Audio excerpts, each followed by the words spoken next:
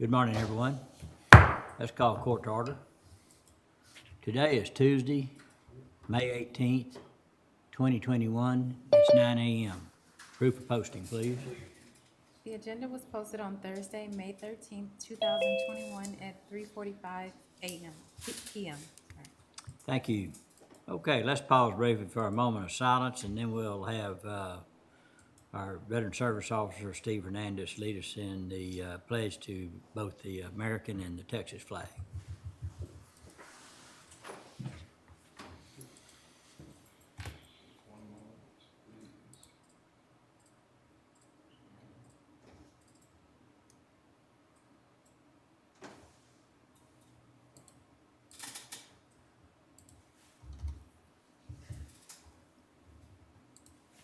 Yes, please join me in the pledge. I pledge allegiance to the flag of the United States of America and to the republic for which it stands, one nation, under God, indivisible, with liberty and justice for all. Now the Texas pledge. Honor the Texas flag. I pledge allegiance to thee, Texas, one state, under God, one and indivisible. Thank you. Okay, I do not believe we have any public comments registered today. So we will go to item D under proclamations. Under D1, I think we want to defer that. Is there a motion to defer D1? So move. So move. All right, is there a second? We have a motion second. All in favor say aye. Aye. Opposed? Pass. The second proclamation is a proclamation of Commissioners Court of McLennan County recognizing and honoring Nancy Post. Whereas in 1995, Nancy Post began her outstanding career with Baylor University as Director of Athletic Accounting. In 2001, Nancy accepted a position with another business but continued to assist Baylor Athletics Department on a part-time basis. And whereas July 2001, Nancy Post returned to Baylor as Assistant Athletic Director and Business Manager, and a year later was named Baylor's Senior Women's Administrator. She served as Baylor's representative on the Big 12 Conference Board of Senior Women Administrators until 2018. And whereas during this time, Nancy provided advice, advocacy involving any conference issues by providing leadership through proposing conference actions and policies. And whereas during Nancy Post's tenure, she has been an integral part in the partnership between Baylor, the City of Waco, McLennan County, and the Heart of Texas Fair and Rodeo. She truly paved the way for the NCAA. This meeting is being recorded. For the NCAA Caliber National Championship event for women's equestrian, which has been held at the Extraco Center at Heart of Texas Fairgrounds in Waco and McLennan County for nearly 15 years. Whereas the National College Equestrian Association was formed a few short years ago to help the sport grow and include more schools. Nancy was instrumental in its formation and helped guide it into the organization it is today. The NCEA now oversees the championships and works in concert with Nancy and Baylor to host the championship at the Extraco Event Center.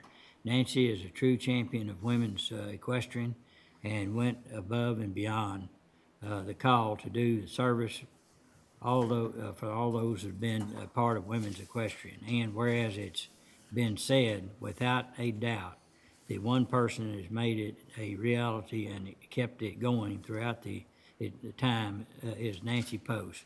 Nancy's passion for ensuring the athletes, coaches, parents, fans, and the Women's Equestrian National Championship experience would leave an indelible mark, and now therefore be it proclaimed that the Commissioners Court of McLennan County wish to honor and recognize Nancy Post for their tireless service and dedication to McLennan County citizens and equestrian fans. Be it further proclaimed that the copy of the proclamation be made a permanent part of the minutes of the Commissioners Court. Witness our hand and seal this 18th day, May 2021. Scott M. Felton, County Judge. James Smith, Commissioner Precinct 1. Patricia Miller, Commissioner Precinct 2. Will Jones, Commissioner Precinct 3. And Ben Perry, Commissioner Precinct 4. It's attested by J.A. Andy Harwell, County Clerk, and Mercedes Gowan Perkins, Deputy County Clerk. Just like to make one comment. I was fortunate to be part of the first organized meetings to be able to bring this event into Waco and create it, and Nancy was a very integral part of that. And actually, I don't think we could have done it without her. And not surprising, knowing her family and all that I involved, they can be in community efforts. So I think Nancy's joined us here. Nancy, would you like to say something? Yes, sir. Thank you so much, Judge Felton and commissioners, for this honor. Absolutely not expected, not, I have just played a role to serve Baylor and the city of Waco and McLennan County to bring an event to Waco that needed a home.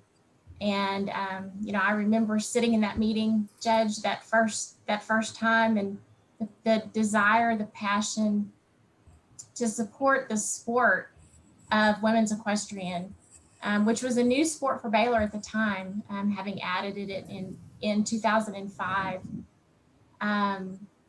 The desire was to replicate the feeling of what Omaha is to baseball, collegiate baseball, by having an event here in our community where women participating in this sport in college would want to be on the road to Waco. And so we have together done that through the help of the incredible staff at the Extraco. I mean, without Wes and JD and David Smith and Jerry and so many that have been there year after year to help make this happen. And then the county support and the city's support, it's just been an amazing run. It has been 15 years with the hiatus of the 1 year of 2020 when nobody did anything. But for 15 years, we have been the light really to this sport to provide a championship experience for these young women. And I so appreciate everything that this community has done to make it possible. Thank you, Nancy. I'm not sure if Wes is on or not. He's there. Okay. Wes, do you have some comments? Yeah, I would just like to express to the court thanks for doing this for Nancy. She just epitomizes what a great athletic director and being an AD in a great university like Baylor is to our community and to the county. And certainly we've appreciated the opportunity to work with her over the years. We know that, equestrian is something that they're going to miss not having Nancy in charge when they get to Florida. And so we'll look to hopefully circle back and bring it back and continue the excellence that Nancy has set for all of us and the expectations to be great for women's equestrian. Thank you, Wes. I appreciate that. The great thing about it too is it brought in partnerships between the county, the city, and Baylor University, which is becoming a very common thing to work with those other entities like that together, and it makes our community stronger. And you need people like Nancy to pull it all together. So Nancy, we appreciate you and thank you very much. Thank you, sir. Is there a Thank you all. motion to approve the proclamation? So moved. Second. Have a motion and a second. Any other discussion? No other discussion. All in favor say aye. Aye. Oppose? Pass. Nancy, we'll get you a certified copy of this proclamation very quickly. Thank you. All right, have a great day. Appreciate it. Bye. Aye. Okay, at this time, I'd like to ask Dustin Chapman, our county administrator, to start the agenda items. All right, Judge, would like to go to item M1, discussion and or action on matters regarding COVID-19. Elizabeth just had a quick update for us. Good morning, everyone. I just want to let everyone know that the vaccine clinic, it has been at the convention center, but for this week, they are doing a drive-through clinic at Waco ISD Stadium. It's still following that same schedule of Wednesday through Saturday with those various hours. And if anybody is needing an appointment, to please go to covidwaco.com or call 254-750-1890 to schedule an appointment. Okay, And thank that was you. it. Okay, Dustin, do we need any action on that? No, sir, no action needed. Okay. All right, moving on to item M6, discussion and or action regarding capital improvements for the Cameron Park Zoo, including requests for allocation adjustments on Hoofstock Barn, project updates on veterinary hospital, and related matters. Like to call on Terry Cox, Chris Van Skyke, and Johnny Binder. Good morning. Morning. Thank you for having us here. We have a presentation, a brief presentation to show. Will you be pulling that up? Terry, do you have it where you can screen Yeah, share? If not, I'm I've doing got it right now. Okay. I hope I am. Well, we may not be sharing. Yes, ma'am, it's pulled up. Is it the Cameron Park Zoo logo? Yes, Yes, it in is. 2020 expansion project. All right. Great. So just to give you a brief refresher on the bond and the projects that we are doing here at the zoo. We passed the bond with a $14,544,507 bond issue amount. The Education and Veterinary Hospital was estimated at $8,335,676. Penguin at $4.4 million. Our Hoofstock Barn, $375,000. And our commissary remodel was at $100,000. We did plan for a 10% cost escalation, cost estimation contingency, and 5% conditions, constructability, and compliance contingency. The Zoological Society had 1.2 million in donations. 720,000 of those could go towards brick and mortar. The rest were for FF&E. And so that did bring us to the bond issue amount. And that's just to kind of refresh everyone's memory on the dollars here. Chris Van Skyke, our zoo director, will take over now. Good morning, everyone. I'd like to provide an update on the education and veterinary complex portion of this project. We have selected an architectural firm, Perkins & Will, which is an Austin-based firm with 37 registered architects in Texas. And we've selected them based on their project history, including work they've done, projects they've designed, including Baylor Research Facility and the A&M Veterinary and Education Research Facility.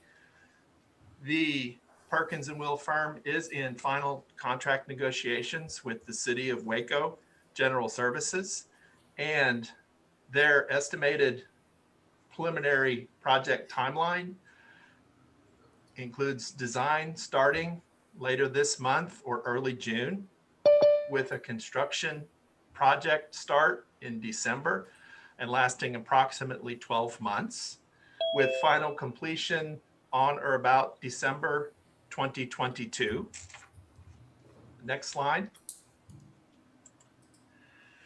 This slide shows the original ed and veterinary complex cost estimate. On the left-hand side, the table shows a breakdown of cost per component with an estimated square footage price for each, with a total project cost for brick and mortar at 7.418. The upper right-hand box is an excerpt from the Perkins and Will contract, which does establish their construction cost limitation at 7.418 million, which matches our project. And the table in the lower left-hand corner sets their estimated fees in line with the 12% estimated fees for this project at $875,000.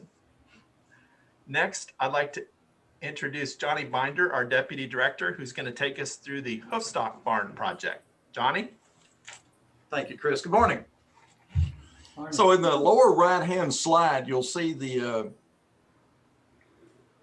barn design that we had presented. It's the upper, I'm sorry, we kind of rearranged. It's the upper left-hand slide.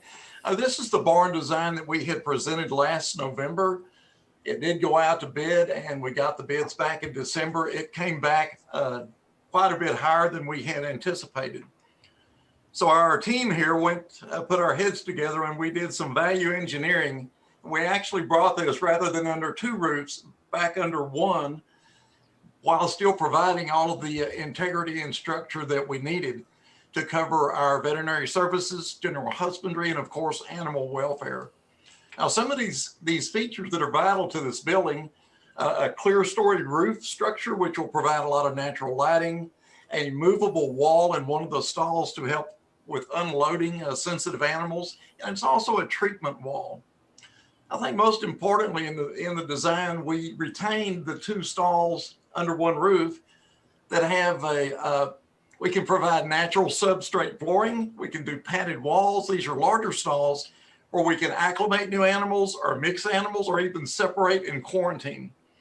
Now, this new building will replace our current barn, which is non-compliant for USDA and AZA, mainly just due to age and it's just an old wooden building. And so we're really proud to be able to replace that this year. This is a very critical year. This is very good timing because we have our Association of Zoos and Aquarium accreditation inspection this fall.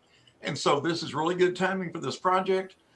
And I believe it will be a considerable improvement with the new modern HVAC systems and all the other systems that are going into this to provide the highest excellence in care and welfare for our animal collection here at the zoo.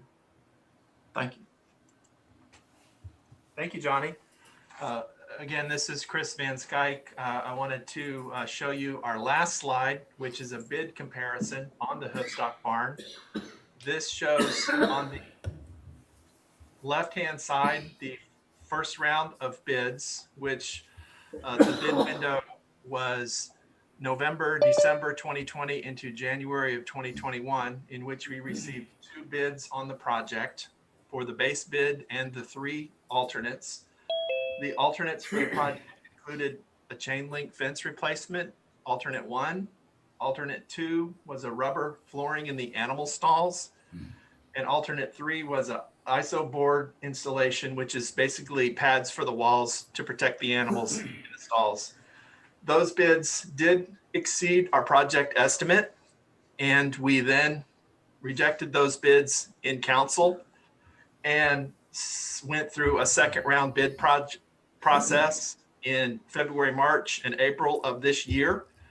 And we received 2 bids, which are listed on the upper right-hand corner of the slide, one from Mitchell Construction, and then another again from HCS Incorporated. Unfortunately, the bids did increase. So we did experience an increase on the lowest base bid in round 2, which went up by $141,500. So we then approached and met with General Services, the city, the Society Zoological Expansion Committee, and then last week with the Zoo Commission. And we did receive recommendations to move forward with this request which would be for the base bid, alternate number 1 and alternate number 2. And you see those highlighted in yellow on the upper right-hand chart with the project total for the Hoofstock Barn request listed at the bottom of this chart. So what we are asking the court today is based on the recommendations of the expansion committee, the city, and the zoo commission, that we reallocate $390,720 from the penguin habitat to this Hoofstock barn to put with the $375,000 we had already allocated in order for us to accommodate the base bid and the 2 ad alternates that Chris mentioned. The society will then move forward in continuing to raise funds for the penguin habitat, which will be the 3rd project built in this. Our main reasoning for this is it is an accreditation and an animal welfare issue to replace this barn, and we feel strongly that based on the consultation that we've had, prices are not going to go down anytime soon on building materials. So we feel like we need to move forward with this project. Any questions? Any questions anyone would have?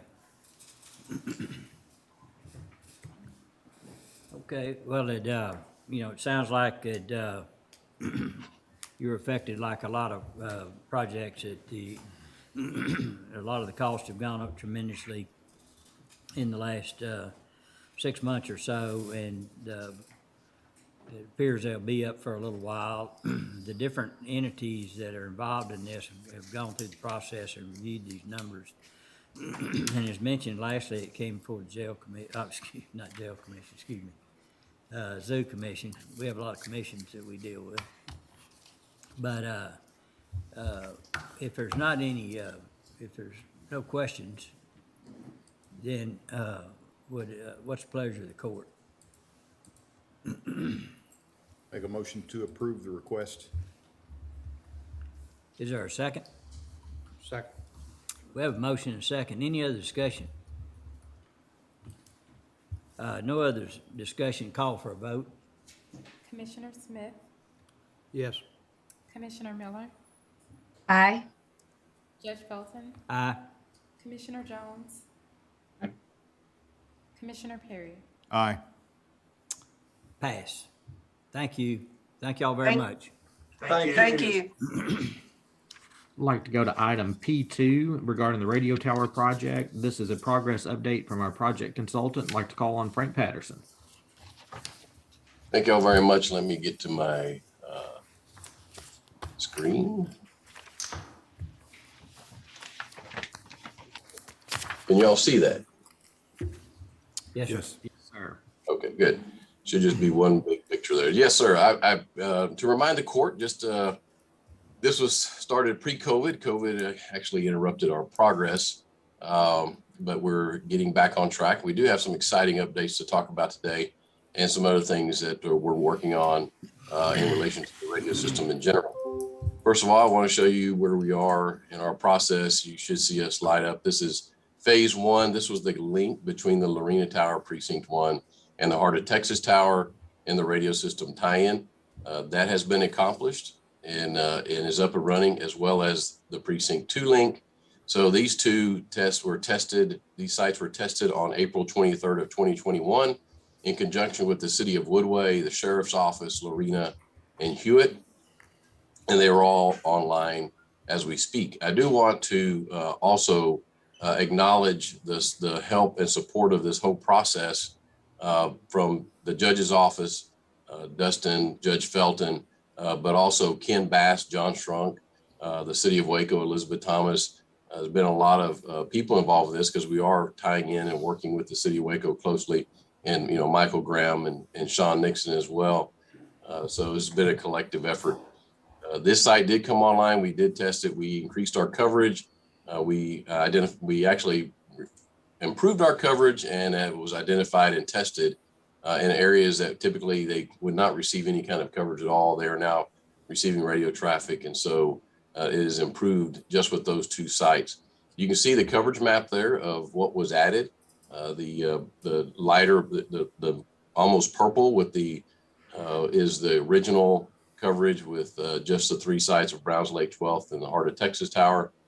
And then, of course, with the addition of Precinct 1, which is a bluer color, aqua, I guess, and then that pink is Precinct 2. So we've increased our coverage there. As a reminder, also, we are putting in as a county 4 additional tower sites, and they will be linked. This is phase 6, as you see here. So where we are right now is phase 2. And then, of course, these other sites on the screen will be coming up as we go through the process. A couple of things that are occurring. One is we are working with the state of Texas on Precinct 3. That is working with Texas Department of Public Safety. We have our MOU going back and forth. I know Dustin and I have talked to them several times, and I believe Dustin's going to be reaching out to them again. The last MOU, there was just a few little tweaks that Mike Dixon, Dustin, and I identified that need to be made. And so we're just waiting for those to happen. One of them was they had some coordinates that were not necessarily correct. So we wanted to rectify that. But also there was a provision in the original MOU that stated that if DPS would no longer use the tower, they would tear it down. I wanted to make sure we had a clause in there that would allow us just to buy that tower from them at a prorated rate, since we're going to need it anyway. And so that didn't seem to be an issue. It's just a matter of getting it through their legal again and getting that. Once that's done, then of course, then they'll go out for bid to build that tower. That's a cost saving of roughly around $450,000 to the county because it will be built and purchased by the state of Texas Department of Public Safety. We are in contact with the microwave company in our next steps of configuration and microwave hops. Currently, the only 2 that we have are the ones I listed earlier. And so we are also, and part of the reason we're doing that is we also have another exciting news, which y'all saw. I applied for a grant through the Council of Governments through the State Communications Grant.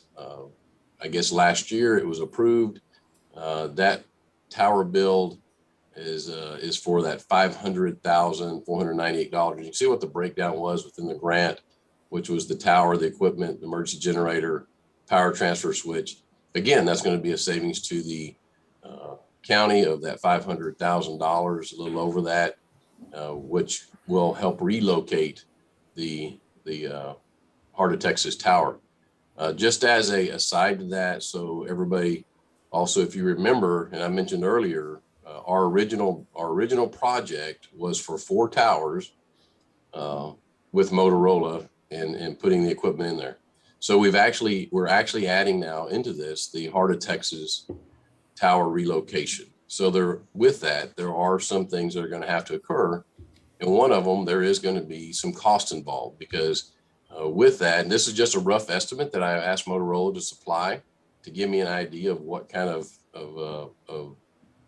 funds would be required to allocate towards this project. So if we get the tower built, then roughly what Motorola is saying right now, this is not a hard, fast figure. This is just for budgetary purposes. Again, roughly it's going to be about 123. You see the number there to relocate the equipment and get it up and running and test it.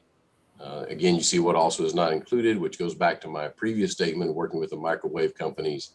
It doesn't include the backhaul, the microwave fiber antenna or tower or the shelter. That is all coming with the tower build, the shelter anyway. The antenna system, microwave backhaul, we can repurpose or we can reconfigure our design to make this work. So we shouldn't have to buy any additional equipment.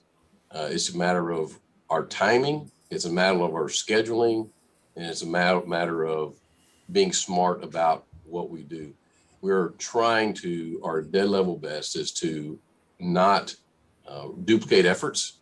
And we want to go ahead and try to make this move about the same time we get the Precinct 3 and Precinct 4 tower built. That way we're not repositioning microwaves. We're not repositioning a lot of hardware, making it more of a seamless transition in the process. So I know Ken has been working very diligent to get the quote and the build for the precinct 4 tower. So hopefully the timing will work out. Our projected date now for completion is pushed into 2022 of the build out because of the relocation and COVID as well. But there will be, like I said, I just want to get everybody's radar. There are going to be some costs. Now, these costs were not in the original bid because this is additional to the project. We were only doing 4 towers. Now we're talking about relocating the Heart of Texas Tower.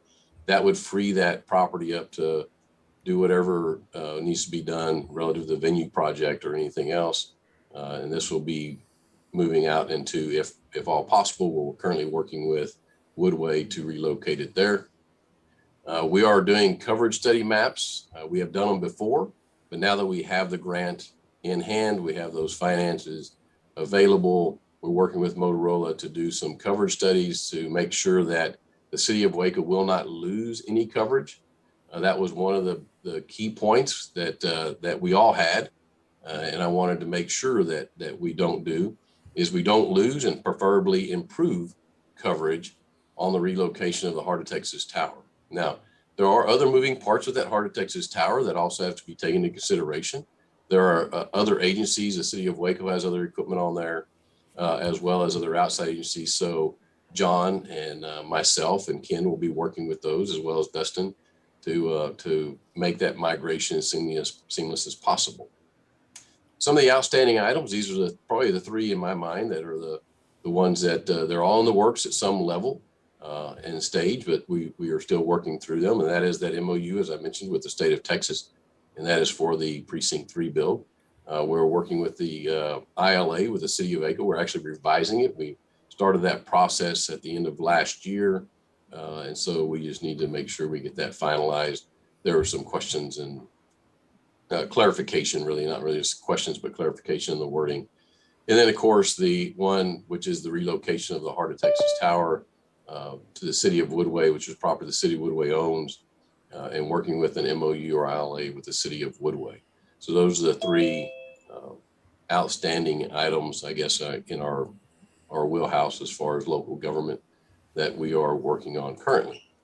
With that, I am open to take questions at this time. If anybody would like to ask anything, please do so. Any questions? Question. Why are we moving the Heart of Texas location? Okay, so the Heart of Texas Tower location could stay where it is. I believe it was in interest of the court to relocate that to allow the expansion of the venue project on the Heart of Texas Fairgrounds. That's where the tower is currently located. Whenever that tower was put there years ago, it did appear that was the only spot that it could go, that the county already owned the property in. And there was, a lot of discussion about that for future development of that fairgrounds, because if you go back through history, that property was much bigger, and each decade there was more property chipped off of it for other purposes. And so the fact that there's a lot more utilization of that property now than it used to be, it accommodates further development there, yet still gives good coverage throughout the county. And one of the issues when we first started talking about the tower projects, I know Commissioner Jones brought it up, that we had some life safety issues in certain parts of the county without good coverage. So, and Frank, thank you for mentioning all those that were worked on that, and also the city of Woodway has been very cooperative, really helped out, and so there's some improvements that come with this as well. With the addition of the land that we're acquiring from the school district and everything else, that doesn't negate the need to move it. The need is still there to move it, though, even with the addition of the additional property and land that we're going to acquire. Well, like I say, it kind of finally gets something back that we've been losing which is square feet. Space is valuable, especially over the long term. But, yeah, we think so, that because it's up on Bosque, it's in the prime part of the property and like that. So Judge, may I also add, one of the other considerations when the development of the venue project began to occur is that is a what they call a guide wire antenna, which means there's guide wires that come off of it. As that venue, there's two things that are occurring. One is the venue is encroaching upon those guide wires. And so those will have to be, if it were to stay, those have to have a step off of some kind so people don't hit them. If you hit one of those, that tower's coming down. The other thing is a fall zone. As more buildings are built and developed on that area, our fall zone for that tower diminishes. And if for some reason that were to fall, essentially is same thing we're looking at when you build any tower, you always anticipate the worst.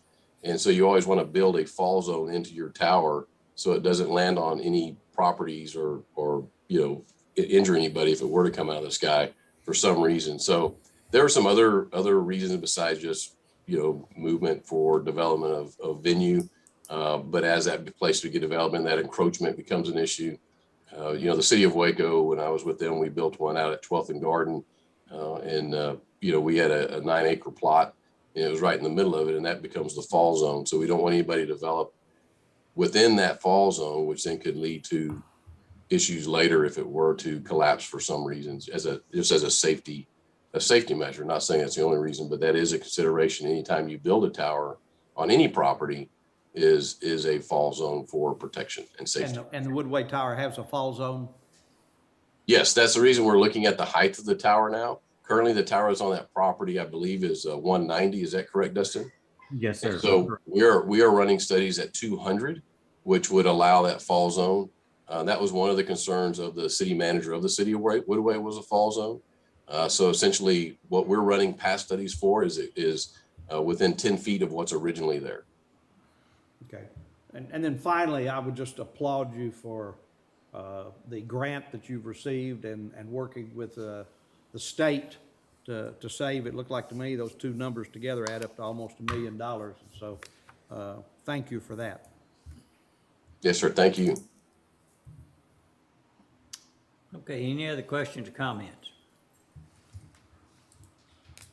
All right, let's see, Dustin, we just need a motion for recording purposes.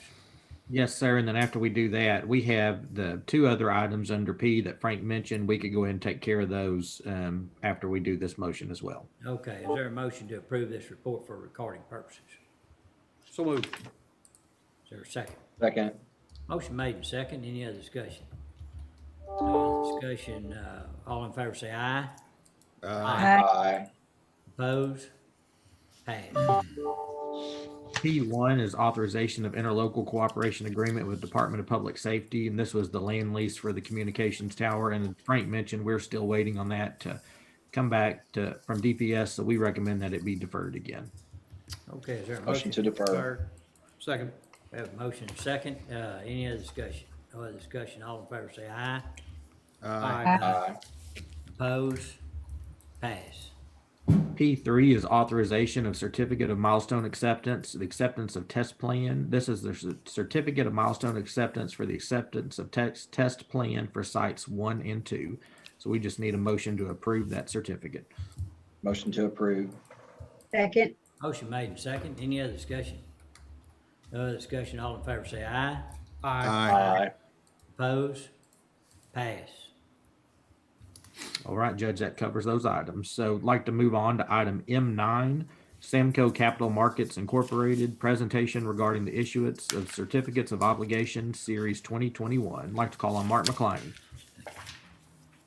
Good morning, Commissioners. Good morning.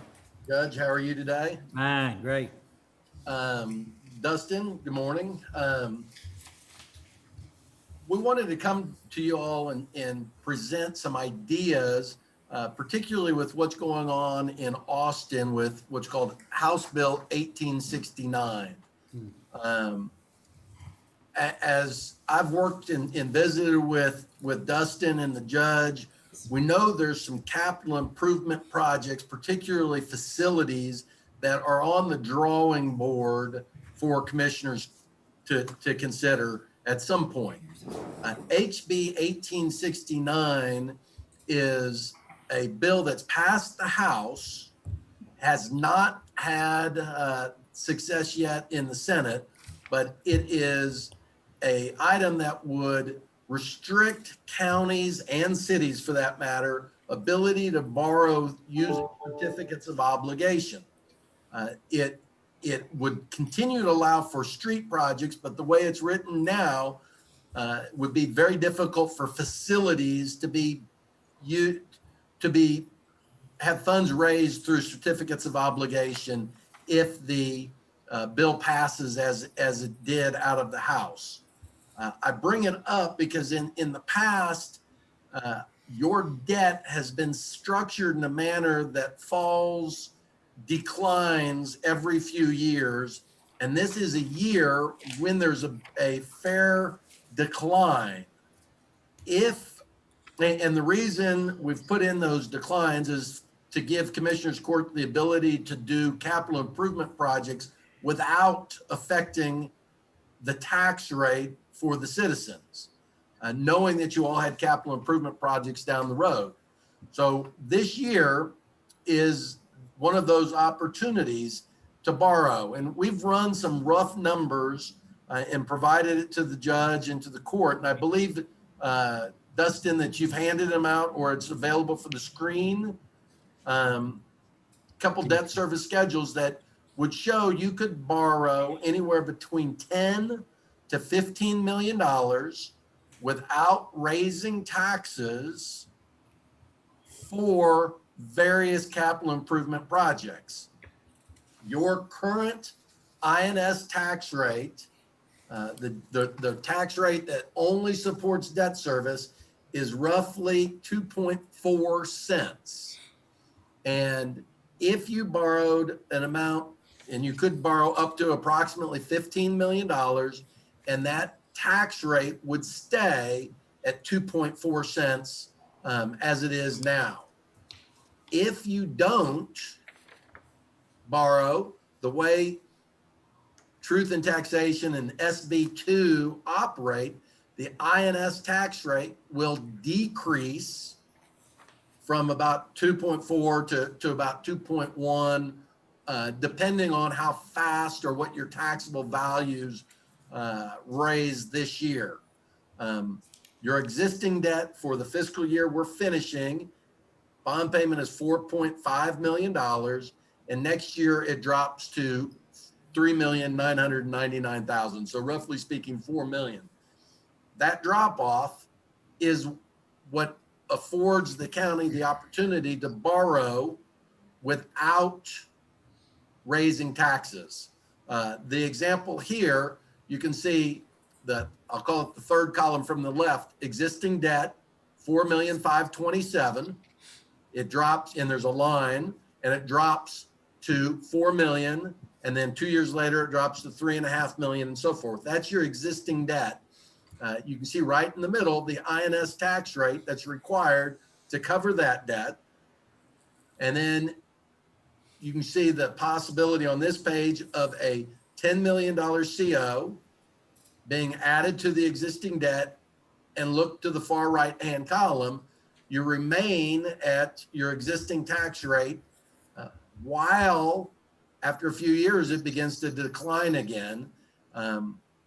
One of the assumptions we did here is we used growth at roughly speaking at 1.5%, which I think is unrealistically low until 2025, and then zero growth thereafter.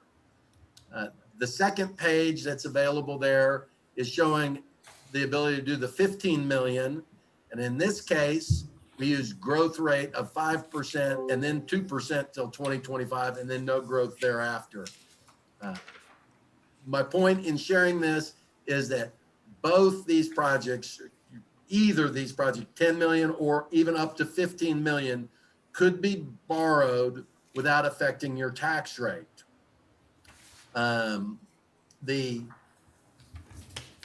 If it's the desire to proceed, and again, I'm not saying that I just know that you all have projects out there, and it was structured, the debt was structured to give a future commissioner's court the ability to borrow without raising taxes. If HB 1869 is authorized and it's passed through the Senate, there's a real chance that this opportunity will not be available in the future to issue certificates of obligation. The bill, if passed, becomes effective September 1st. So you would have to sell certificates of obligation prior to September 1st. And there was one last attachment that is available, and that's the timetable that could lead to a sale, in this case, on August 17th, and then a closing September 8th, which would allow. So that schedule would start at a commissioner's court meeting on June 15th. That would be the notice of intention resolution, where the court says, we intend to borrow blank amount, an amount not to exceed a set number for various projects, whatever those projects may be. And then we have to publish that order in the local paper, as well as put it on your website. And 46 days after that, you would have the ability to sell. And thus, if you go down, you'll see the sale would occur August 17th, prior to the September 1st effective date of the proposed bill that's out there.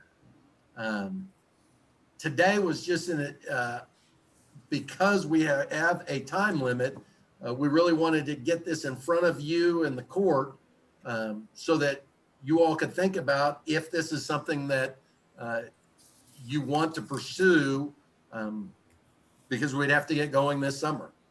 So that's a lot of information, and happy to answer any questions or address 1869 more, or put it into your all's court for direction on if you want to do a notice of intention in June. Okay, any questions? Hey, Mark, on 1869, we would be able to do road projects via CO, correct? And The way it's written now, Commissioner, is road projects are available, probably sheriff's office, some sheriff facilities, but facilities for the general purpose of the county would be very limited, would probably have to go to an election. what about justice related facilities? Well, that's one that would be allowed. I throw that in with sheriff's department. But yes, justice, it appears, would be allowable. Right. And there could be floor amendments at the last. That's what the concern is. There's been several floor amendments, which there's already been, with certain counties excluded. The Senator Bentoncourt didn't like that, and is one of the reasons why it was tabled yesterday, is my understanding. Any other questions?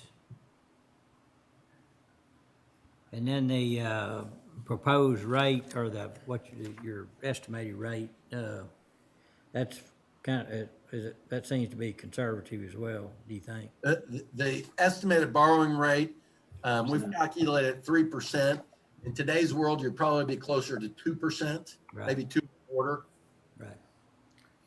So you just took in consideration in case there's a big market swing or. Yes, and I'd much rather overpromise or underpromise and then deliver better. The market is pretty much highly fluctuating right now because of the inflation fears, and I heard you all talking about some of the bids of the zoo. That's spreading out throughout the country. Yeah. And with inflation, Judge, you would understand this from your banking days. The only way to stop that is with higher interest rates. Right. Okay. Judge, I'm not saying anything anyone doesn't already know, but without knowing what our certified tax roll is going to come in at, and knowing what it looks like property values have done in McLennan County,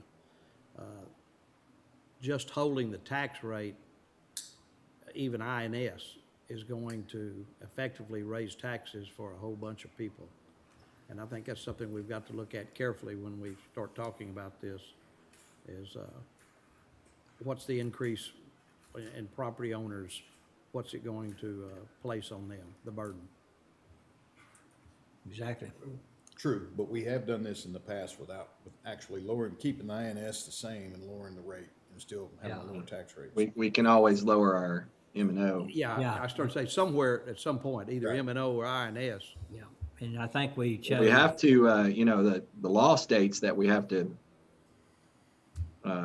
we can only raise the 3%. 3.5. Yeah, 3.5. So, and, you know, I mean, I certainly don't see us having any problems doing that or lower than that this year. I think we got an initial estimate of up 6% on our initial value. Is that correct, Francis? That's just on residential. That's residential, but there's new commercial that Right, came. there would be commercial coming out this month. Yeah, the end of okay. This month. Is there any estimate on it, any guess on what the It's commercial? gonna be very, well, because of the hotel motel industry, it could be slightly, I don't know the new amount coming on though, so I'll look into that and I'll get an email to all you guys. so we Okay. can Get a rough idea. Yeah, but I think the point is we have an opportunity to work on the M&O side to try to be very conservative and help the taxpayers going forward, but it does look like there's gonna be an increase in tax revenue. In fact, ours was, I think the city was even, or maybe at 1%, and we were 6.35, I think, but. That's correct. So, now, you know, the other thing is, we need to be able to, logically go through and say, you know, what do you need the money for? And there's, you know, there are several significant, things that we need to do. And, as you know, the governor hadn't signed it yet, but we've got a new county court at law that's coming on this fall, and then district court, and we really don't have space at this time to accommodate that. We can do some interim things, temporary things that we are working on right now to try to figure out how to accommodate that. But eventually, you know, we need a permanent home for another district court and be able to blend in or a new place for county court at law. And we have some issues with one courtroom, JP Court, modify it or switch courtrooms to meet, you know, reasonable standards of judicial process and ADA and all those things too. So,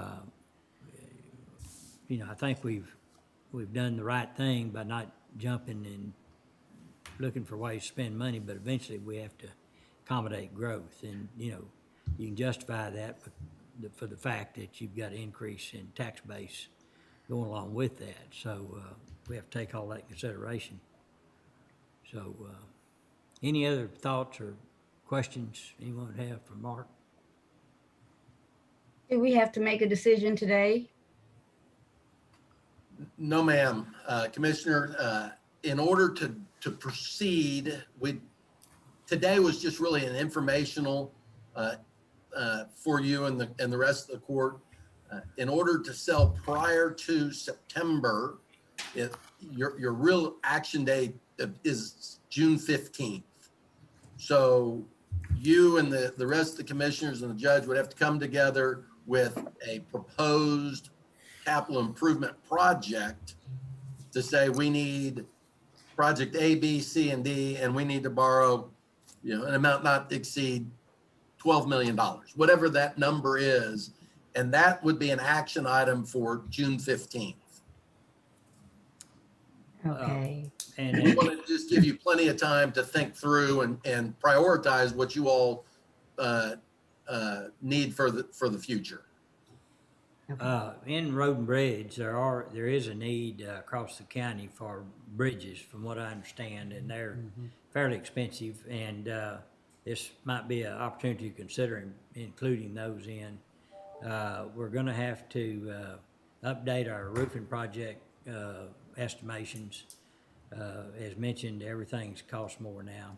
We do have bonds that are sold to cover most of those from the information that we have now, but there, could be other things as well. So the other factor in consideration is what funds can we use out of the American Rescue Act for some of these costs too. So we're just getting the information, and we don't have all the rules from the Treasury on that. We have some guidance, but not the actual rule or law. So, that hopefully we'll get that in the next few business days. Okay, anything else? Okay, is there a motion to approve this report for recording purposes? So move. Second. Have a motion and a second. Any other discussion? No other discussion. Call for a vote. Commissioner Smith, Aye. Commissioner Miller, Aye. Judge Felton, Aye. Commissioner Jones, Aye. Commissioner Perry. Aye. Pass. Thank you. Thank you all very much. Thank you, Mark. Thank you, Mark. I'd like to go to item J, real estate. J1 is regarding lots A10, 11, and 12, Block 7, City of Eddy, McLennan County, Texas.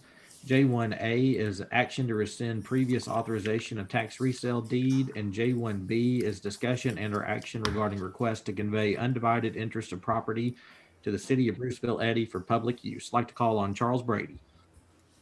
Good morning, Mr. Chapman. Good morning. Good morning. Good morning. Judge, commissioners, how are y'all doing? Great. Good. This was one of those resale deeds that was put forth before the commission to sell to somebody, and it received y'all's support. It received the school district support, Bruceville Eddy ISD support, and it failed through the city. The city of Bruceville Eddy wishes to convert this property to abandon it for public use. And their intention is to have it turned into some sort of a pocket park. That was my understanding. I've spoken with Mr. Kilgore about this. He's going to discuss that with the school board, because ultimately it will be their decision, because everybody has to agree. But either way, I don't think anybody's hugely opposed to this. But the first order of business would be to rescind the deed, or to rescind the authorization that the county gave to sell the property, and the second would be to allow this, or to approve its use for public use for a park. If that's what y'all want to do today, then those are kind of the facts of this. If you have any questions, I'm here for you. Any questions? Charles, do we know when the school district is going to pursue this? I believe that they discussed it at their last meeting. I have not been in contact with the superintendent, sir. But again, it would be up to them. They're the, these kinds of things, they all have to line up. And the city, the one thing that I did want you to know is that the city intends to use it for public use. It is for a park. It's not for a bus barn or for a place to put police cars or anything like this. It's for the benefit of the community. They did want me to express that. And are they budgeting for something on that property? How definite? Yeah. I could not say where they are in the budgeting process. I received a one-page letter. This does not need to be acted on today. If we wanted to approach it again on another level, I could come back to you with more information. And also, we're going to come back on these, on these resale properties. We're going to ask the court's permission to start putting these up on the courthouse steps and start to avail the county of some really nice bidding activity that's going on the courthouse steps. We feel like we can get better bids up there than we are by going through this process. But that's in the future. Okay. The- I think the main thing is we want to understand a little bit if we're gonna, and I don't know even the value of the bid relative to what the county is, but if we're gonna put that and allow that to happen, we want to be sure that it's that they've got funding for it and those kind of things. I personally don't have a problem with it. It sounds like it would be good use, but we want to be sure that they've got a plan and things that need to be taken into consideration are usually taken into consideration for parks and in this day and time. Oh, for parking and capital improvements and whether or not it's in a budget, absolutely. Yeah. I'll, if the commission wishes to pass it this time, I can approach them with more information and perhaps we can talk about it again next month. Okay, and in the meantime, I guess, Commissioner, if you would call the city and kind of ask them some Sure. questions. City and the school district, I'm curious to know what the school district, what happens if one of the three entities says no? And we all just come back to this purpose. It just ends up being a trust property, and the trust properties are owned by all three taxing authorities in the proportion of which their taxes were owed at the time judgment was taken. So this is an untaxable property at this time. The resale process allows it to get back into a taxable status. Most of the time you don't get all the taxes paid, but you do get it back on the roll. And that was the intention the first time around, and the city just wants it. Yeah, and I wouldn't be interested, I don't think that our attorney would advise us to take property under our ownership that's out there like that with undivided interest in it. I think it exposes us to risk and doesn't expose us to any upside gain. It's on the books for about $18,000, I think, value is what it's approximately. And what did it bring in the sale? 5,000. Oh, 5, okay. Yeah. I'll get with, we'll call the city and also the school district and see where they are on that. Okay. And see what they think. All right, thank you. Is there a motion to defer? So moved. Second. Motion been made, second, any other discussion? No other discussion, all in favor say aye. Aye. Opposed? Pass. And I'm sorry, Judge, just one more thing. Who was going to be calling the school in the city? I just need that for my. Commissioner Jim Smith. Oh, okay. Hey, Commissioner Smith. We'll get her done. All right. Thank you, sir. Yeah, we'll let you know, Charles. All right. Thank you very much. All right. May I be excused, Your Honor? Yes, thank you. All right. Thank you. Dustin? All right, Judge, we have 2 updates from Irwin Construction and like to combine those items under item I-1 regarding the ADA renovations at the Extraco Event Center. It'll be a discussion and or action on project update. And then under item O2A is regarding the construction manager at risk agreement with John W. Irwin, general contractor. And this is a progress update on the venue project as well. I'd like to call on Kevin and Dylan. Okay. Good morning.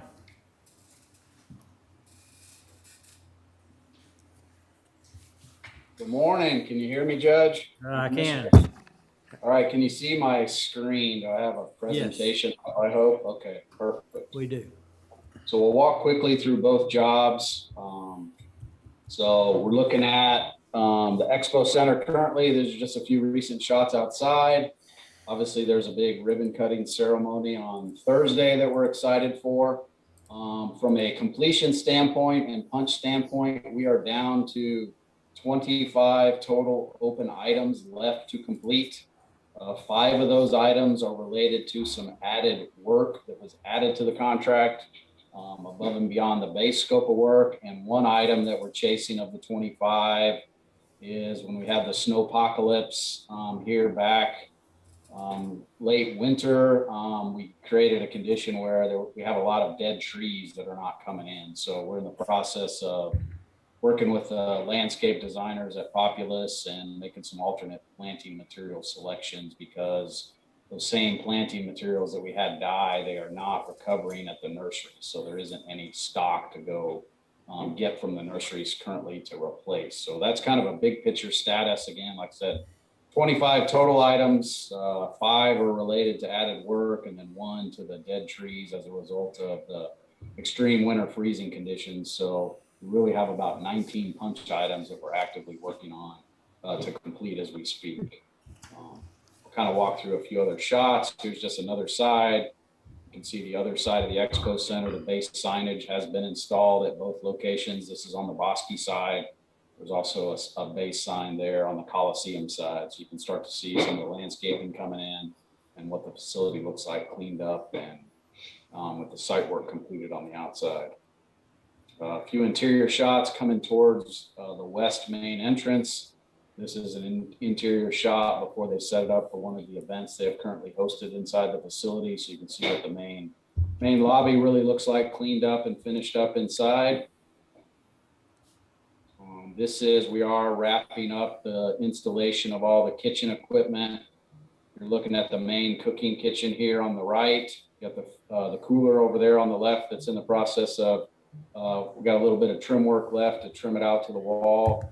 The picture on the upper left is the main concession space on the south side of the expo hall.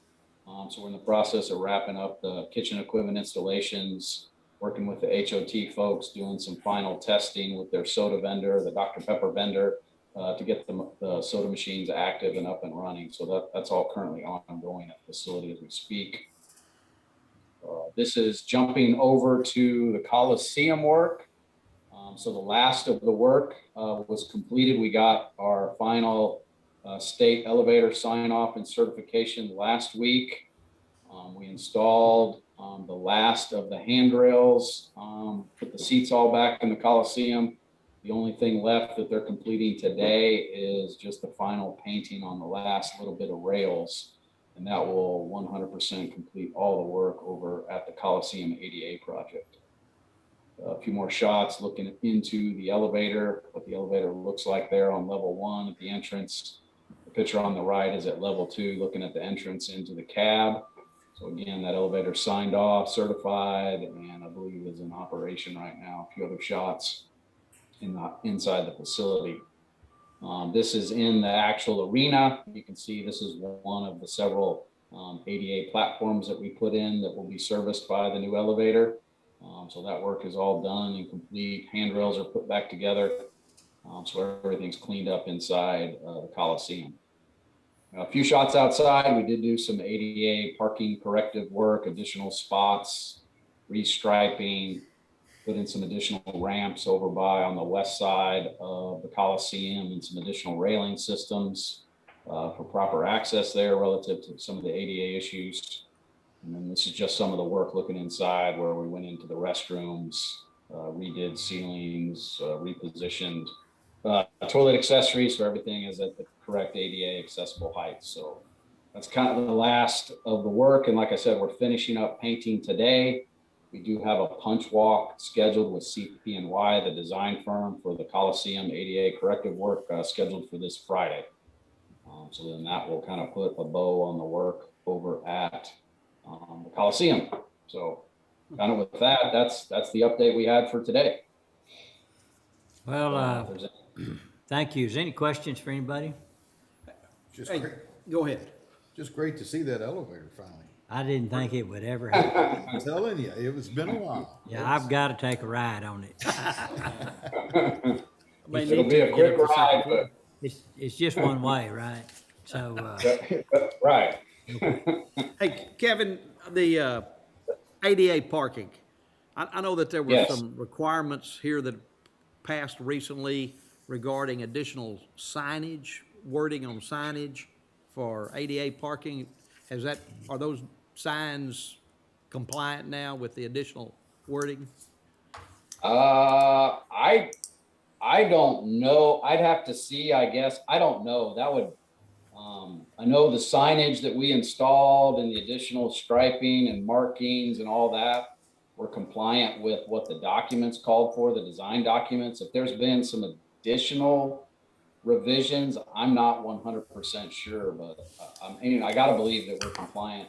Yeah, me too. With what the code was at the time it was designed. Okay. I don't know that. Thank you. Yes, sir. okay. Dustin, what action needs to take on that? We could just take action on recording these. Okay, if there's no other questions, is there a motion to approve this report for recording purposes? Motion to approve. Second. Motion been made, second, any other discussion? No other discussion, all in favor say aye. Aye. Oppose? Pass. All right, thank you, Kevin. Yep. Thank you, Judge. Thank you, Commissioners. Thank you, have a Thank you, good day. guys. I'd like to move on to item G2, authorization of proposal for EDOC Tech development of host website for attorney portal. I'd like to call on John Gimble, please.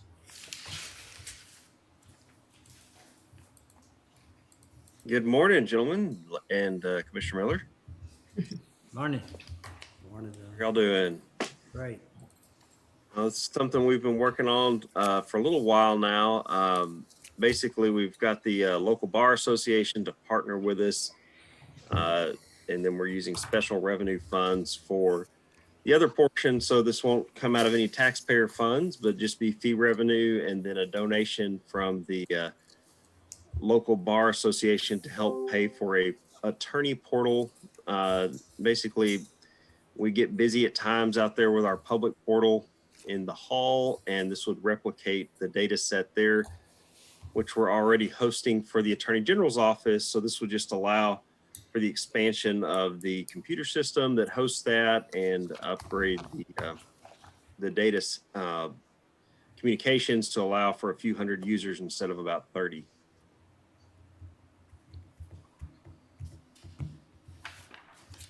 Anything else? It's a real limited scope project. It's just to upgrade the server that for an existing database that we've already had EDOC do for us, and then allow the local attorneys a chance to have the same access that the Attorney General's does. Okay. Has IT reviewed this? Hello, Judge. Actually, I've had some conversation with John Gimble regarding this project. As far as the in-depth details, there's some back-end work that of course will have to be done to support this new hosted system. Those details have not yet clearly been defined in a statement of work, and that's something that we typically look for going into these kind of arrangements, so that we want to avoid any misunderstandings and make sure we have clear direction and the end goal for what we're trying to attain. We've got considerations for development and security strategies, account management, access control, support expectations, things like that that should be disclosed in that statement of work. How long will it take you to finish that review? If EDOC can provide that to me, reviewing that over the course of just a few days to work out any questions we might have. I have reached out to EDOC. They too have a few questions regarding how to compose those details. So I think we may need to have a little further discussion to get that created. That's something that EDOC normally provides. And then we look at that together. Okay. Okay, well, our policy says that IT will review any programs that come on our platform. And so I'm good with it. Sounds like a good opportunity to partner with the attorneys on that. But any other thoughts anyone else would have about that? Hey, John, is the software maintenance the same as hosting fee? Yes, sir. Yeah, they just called that the same thing. And it was just boosting that up because they're going to have a lot more traffic on this server. And the main reason we're paying that amount is for them to buy an additional server, because the one they have just can't handle the traffic of several hundred users trying to access our database. Right. Okay. Sure. So, and it's actually, I mean, I know y'all have that policy, but we've already got this data set hosted on their computer. We're just scaling up the operations. Yes, sir. They do have some of that in place, but in speaking with EDOC, there will be programming to manage that access control and account management and various things that, you know, really need some further discussion so that they can create that statement of work and declare those expectations, you know, for their support and, you know, what our objectives are. You know, it prevents misunderstandings. You know, sometimes those things happen if we don't have things in writing. Sure, and that's what they'd relayed to me was they do the statement of work once we get the contract proposed and passed through Commissioners Court. Because if they're going to do a statement of work for every project, it really bogs down their ability to write proposals. Well, what if we In my approve it today conversations with pending them, There you go. the statement of work? Pending IT final approval. Yeah, I'll make. Commissioner we could- Perry, make restate that. I'd like, well, what I'm gonna do is I'm gonna make a motion that approves this pending the statement of work being given to IT and feedback given to EDOT from that point. So I'll make a motion at this time to approve the request pending the statement of work coming from EDOT to our IT coordinators. Second. We have a motion and a second. Any other discussion? No other discussion, call for a vote. Commissioner Smith, Aye. Commissioner Miller, Aye. Judge Felton, Aye. Commissioner Jones, Aye. Commissioner Perry. Aye. Pass. Thank you. Okay, All right, another part of this item is under item H3, authorization of memorandum of understanding with the McLennan County Bar Association. This is related to that previous discussion. So John? Sure, this is just formally accepting the $10,000 they're paying for half the cost of the project through a donation, and we just need to accept that this month as their fiscal year ends at the end of May. Okay, any questions for John? If not, is there a motion to approve the acceptance of this donation? So move. Second. There's a motion and a second. Any other discussion? No other discussion, call for a vote. Commissioner Smith, Aye. Commissioner Miller, Aye. Judge Felton, Aye. Commissioner Jones, Aye. Commissioner Perry. Aye. Pass. Thank you. Thank y'all. Like to go to item H2, authorization of public funds depository services and collateral service security agreement with BBVA USA. Like to call on Bill Helton. Good morning, Commissioners and Judge. This is the contract. We awarded the bid sometime back, and this is the contract that follows. It's been accepted by email by the depository. They have to get a resolution for the signer, and there's some hoops to jump through for them, and they're working on that. So I have presented this to legal counsel. We made some recommendations for changes to protect the county, and those have been accepted by legal counsel. And I recommend that commissioners approve the document, the contract. Are there any questions? Any questions anyone have? And I've reviewed this as well, and it's, I guess we're all pretty happy we don't have to open up new accounts somewhere else. Right. So I think it's worked out real good. So I would actually make the motion to approve this agreement with BBVA USA. Is there a second? Second. There's a motion made and second. Any other discussion? No other discussion, call for a vote. Commissioner Smith, Aye. Commissioner Miller, Aye. Judge Felton, Aye. Commissioner Jones, Aye. Commissioner Perry. Aye. Pass. Thank you, Bill. Thank you. Item H13, authorization of memorandum of agreement with Baylor University for the mental health court program cooperation. Like to call on Amy. Good morning, everyone. Morning. This is a contract with Baylor University PsyD department. And actually, we have a defense attorney locally who's been donating the funds for this currently. This will be with the mental health court to provide group counseling for our participants at a rate of $200 per month. Okay. And And the donation is made not to us, but to Baylor? currently yes, she is paying it directly to Baylor. Yeah, And this okay. is just a formal contract, and we would request that the county start paying that instead. Okay. And Judge Mike and I have both reviewed it as well. Okay. Okay, well, sound like we're moving forward. Any questions or comments anyone would have? Does the contract stipulate a total amount that we would be obligated to pay $200 per month.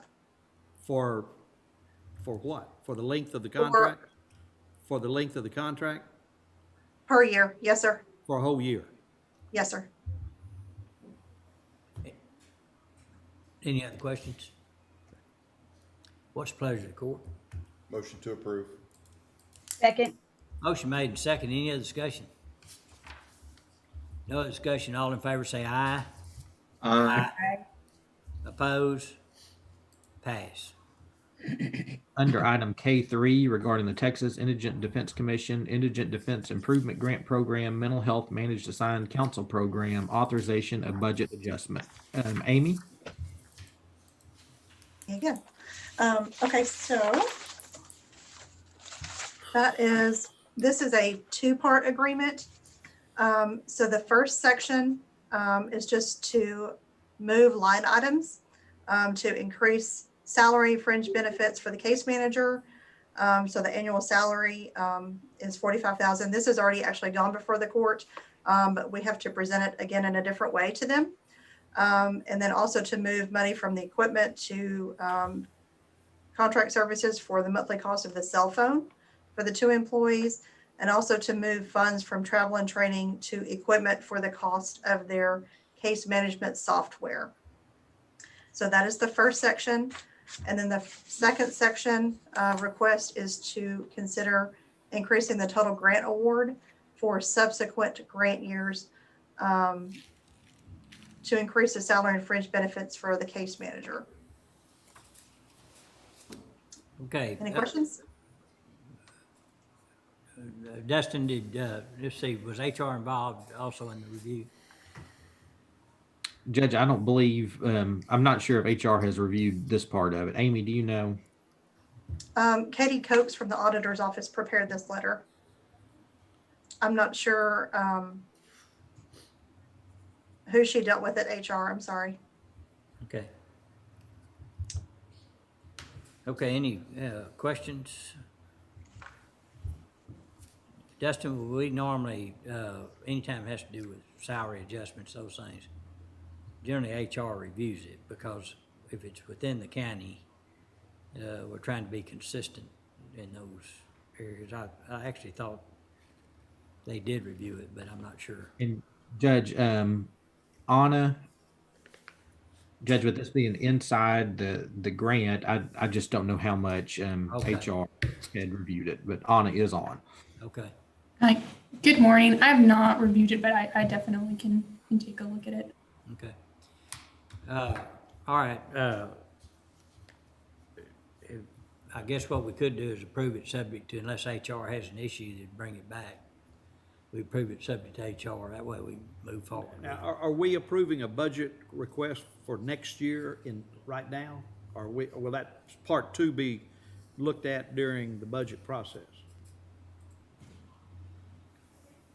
Amy? This is a request to the Indigent Defense Commission to move funds within their line item, and then also to request an increase for our budget for our grant. Yes, so Commissioner, Yeah. on, on grant budgets, they have different timelines. So this is actually adjusting the budget for the grant, not for the county's budget. Yeah, that's right. It's within the grant, Okay. which separates it. Thank you. Yeah. Thank you, Francis. All right, any other comments? If not, what's the pleasure of the court? Take a motion. Motion to approve. Second. Motion made second. Any other discussion? No other discussion. Call for a vote. Commissioner Smith, Aye. Commissioner Miller, Aye. Judge Felton, Aye. Commissioner Jones, Aye. Commissioner Perry? Aye. Pass. Thank you, Amy. Under item L2, County Sheriff, discussion and/or action regarding requests for additional unpaid reserve deputies. I'd like to call on Adrian Wernette. Commissioners, currently we have 20 reserves. It was increased in February 14 from 15 to 20, and we're requesting to increase it from 20 to 30. And they're, of course, they're all unpaid reserve slots. And we use these reserves to volunteer for parades, security at businesses that fill in the courts when approved. They ride in the neighborhoods during Halloween and the parking lots of heavy traffic businesses during Christmas season, and they supplement CID and stings and various other cases. Does the Sheriff's Department supply them with any equipment or those things? Yes, we do. Uniforms and some other equipment. You've got it within your budget to cover that? Yes, we do. Okay. All right, any questions anyone have? All right, what's the pleasure of the court? So move. Second. Motion been made, second. Any other discussion? No other discussion. All in favor say aye. Aye. Aye. Oppose? Pass. Thank you. Thank you. All right, moving back to the start of the agenda, under item E, consent agenda, there's one suggested pull. It's item E6D, the county auditor monthly report. Judge, I believe that's the only recommended pull. Okay, commissioners have any other recommended pulls? If not, with the exception of the E6D report from the county auditor, is there a motion to approve the consent agenda? So moved. Second. Motion been made and second. Any other discussion? No other discussion. All in favor say aye. Aye. Oppose? Pass. 6D, county auditor recording a monthly financial report, October 2020 through March 2021. Francis? Thank you, Dustin. So you have a monthly report, like Dustin said, through the month of March. And so since we're 6 months now into this year, it's a good time to revisit where we think we're going to end up and what the year is looking like. So I'm going to share my screen. Okay. It's just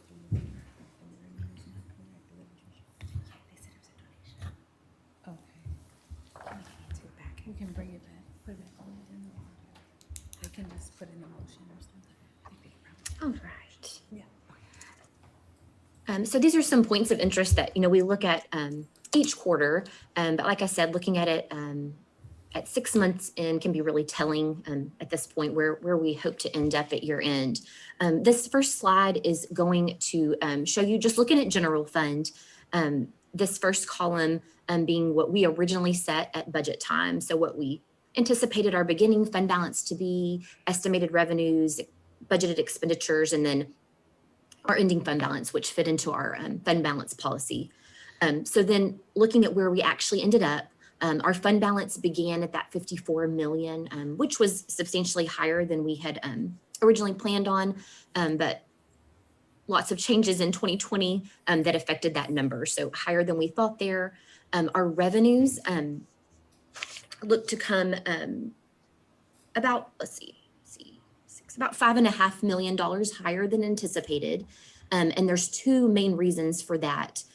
One of those is that sales tax ended up being much higher this year than we anticipated, about 2.4 million more than we were thinking it would fall.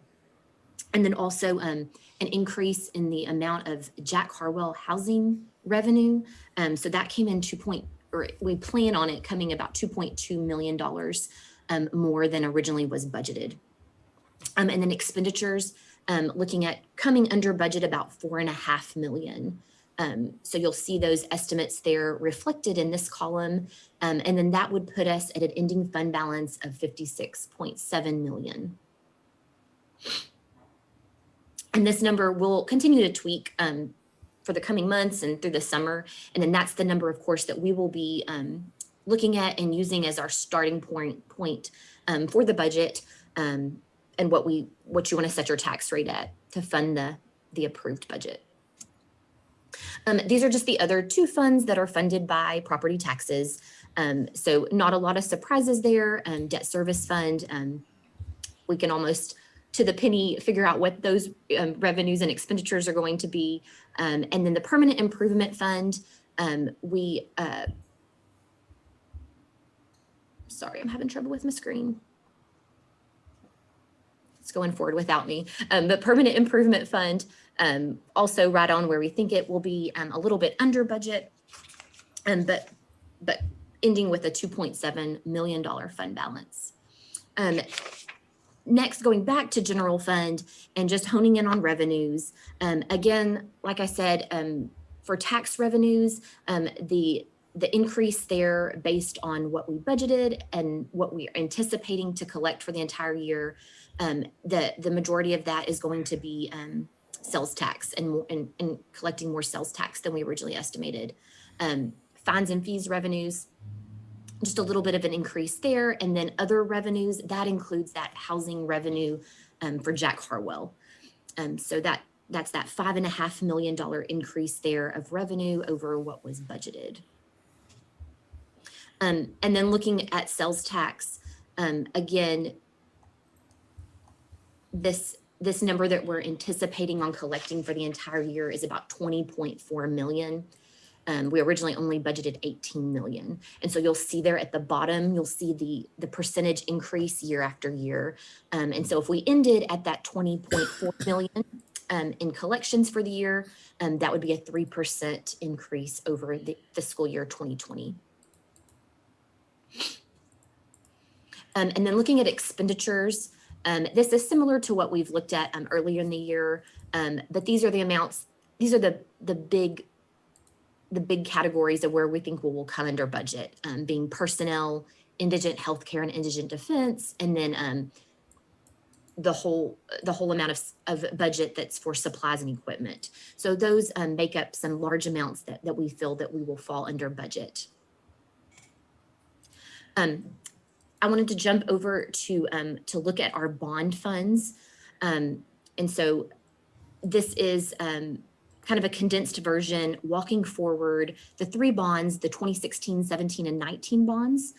So you'll see, and this is similar to what we look at each quarter, what our available funds are, which is original proceeds and our interest to date, what we have spent to date on projects, and then still what we have pending.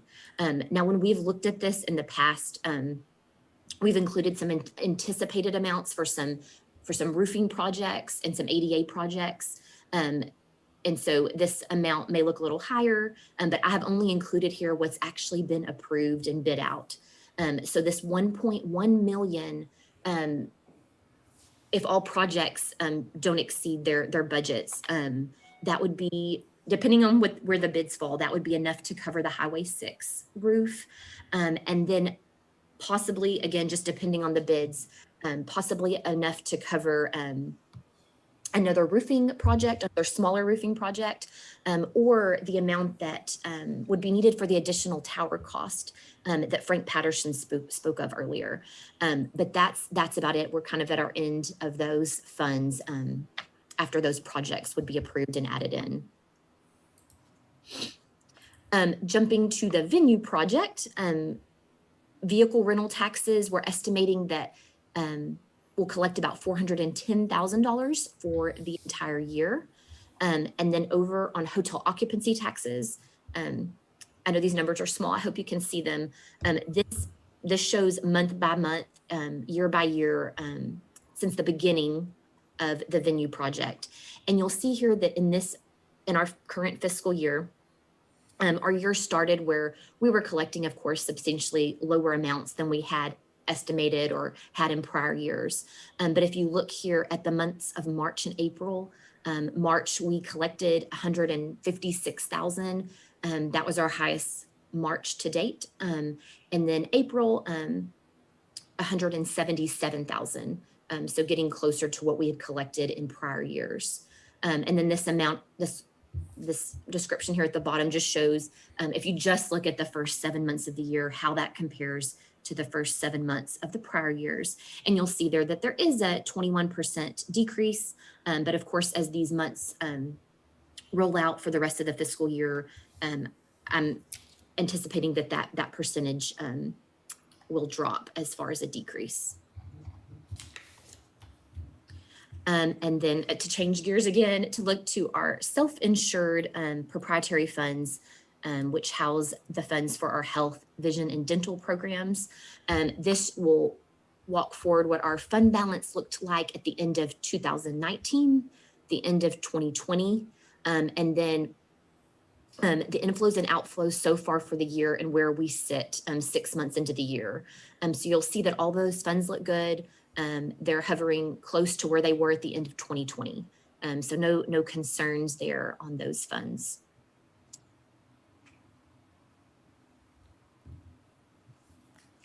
So let me know if you have any questions or would like some more details about any of the topics I covered. Any questions for Francis? No questions, just comment, Francis. I appreciate the fact that you're conservative in your estimates and when you do all the figuring. I appreciate that. Thank you. And again, we're healthy. That's great. Yep. Okay, hearing that report and no questions, is there a motion to accept that report for recording purposes? So moved. Second. Motion been made and second. Any other discussion? No other discussion. All in favor say aye. Aye. Aye. Oppose? Pass. Thank you. All right, under item F, budget and budget amendments, F1 is regarding the FY21 budget. Francis? Yes, so starting with F1A, again, these are FY21 budget amendments. F1A is in the general fund for Road and Bridge Precinct 2, and they are requesting to move from their contingencies line item into capital outlay in road construction materials. The request is to purchase a truck and then also to purchase road construction materials for the remainder of the fiscal year. F1B, this is general fund for JP Precinct 4, and they are requesting to move within their department into language translation. F1C, this is general fund for the Criminal District Attorney's Office. They are requesting to move within their department to increase the part-time pay line item. F1D, this is general fund for the Health Services Department. The request is to move from the indigent healthcare line item into furniture and equipment to purchase a replacement computer. And there is attached quotes for that equipment. F1E, this is general fund for 414th District Court. And they are requesting to move within their department into the language translation line item. F1F, this is general fund, Heart of Texas Fairgrounds repair and maintenance. The request is to move from the countywide contingencies line item into that repair and maintenance line item. And this is related to an approved repair on the May 4th agenda related to chiller water coils. F1G, this is in the 2019 Permanent Improvement Bond Fund, and this is increasing the line item for the Juvenile Center Mold Remediation Project. This was approved on the May 4th, 2021 agenda. F1H, this is general fund for human resources, and this request is it's requested to come from countywide contingencies, and it's related to adding one additional internship position for veteran services. And that internship position was approved on the May 4th agenda. F1I1 is general fund for the district clerk's office. And this request is to move within their department into furniture and equipment in order to purchase some needed office chairs. F1I2, this is also related to the district clerk, but for the court record preservation fund. And this is related to item G2 and H3 which you approved earlier. So this funds our half of the attorney portal with eDoc for their office. And like I said, this is half of it, so $10,000 is budgeted here. And then the Bar Association will be funding the other portion. F1K1. This is a certification of revenue for an interlocal agreement with the City of Ross. So the request is to certify that revenue and increase capital outlay in Road and Bridge Precinct 3. And F1K2 is also a certification of revenue. And this is certifying revenue from an auction specifically for equipment that was being used by Road and Bridge Precinct 1. And then the attached budget amendment is requesting to increase capital outlay within Road and Bridge Precinct 1 by that same amount. F1L, this is general fund for JP Precinct 3. And they are requesting to move from the countywide contingencies line item into furniture and equipment to purchase a body temperature and facial recognition scanner for that facility. And that cost includes the equipment, setup fees, shipping, and then the warranty that comes along with the equipment. Any questions? Francis, did you cover? Go ahead, Dustin, I'm sorry. Oh, sorry, Commissioner. I was just curious if, Francis, have you covered F1J? I just didn't hear it. Oh, did I skip it? So sorry. So sorry, I skipped that one. F1J is in the general fund for maintenance of buildings. And this is requesting to move from the countywide contingencies line item to increase their other services and charges. And this to cover additional rental of the tents for the tax office, as well as some subscriptions for the remainder of the year. Thank you, Justin. Okay, any questions about any of those? Couple of questions or comments, Judge. Okay. At some point, wouldn't we be better off buying those tents and then storing them when we didn't need them if we're going to spend total close to $15,000 for tents?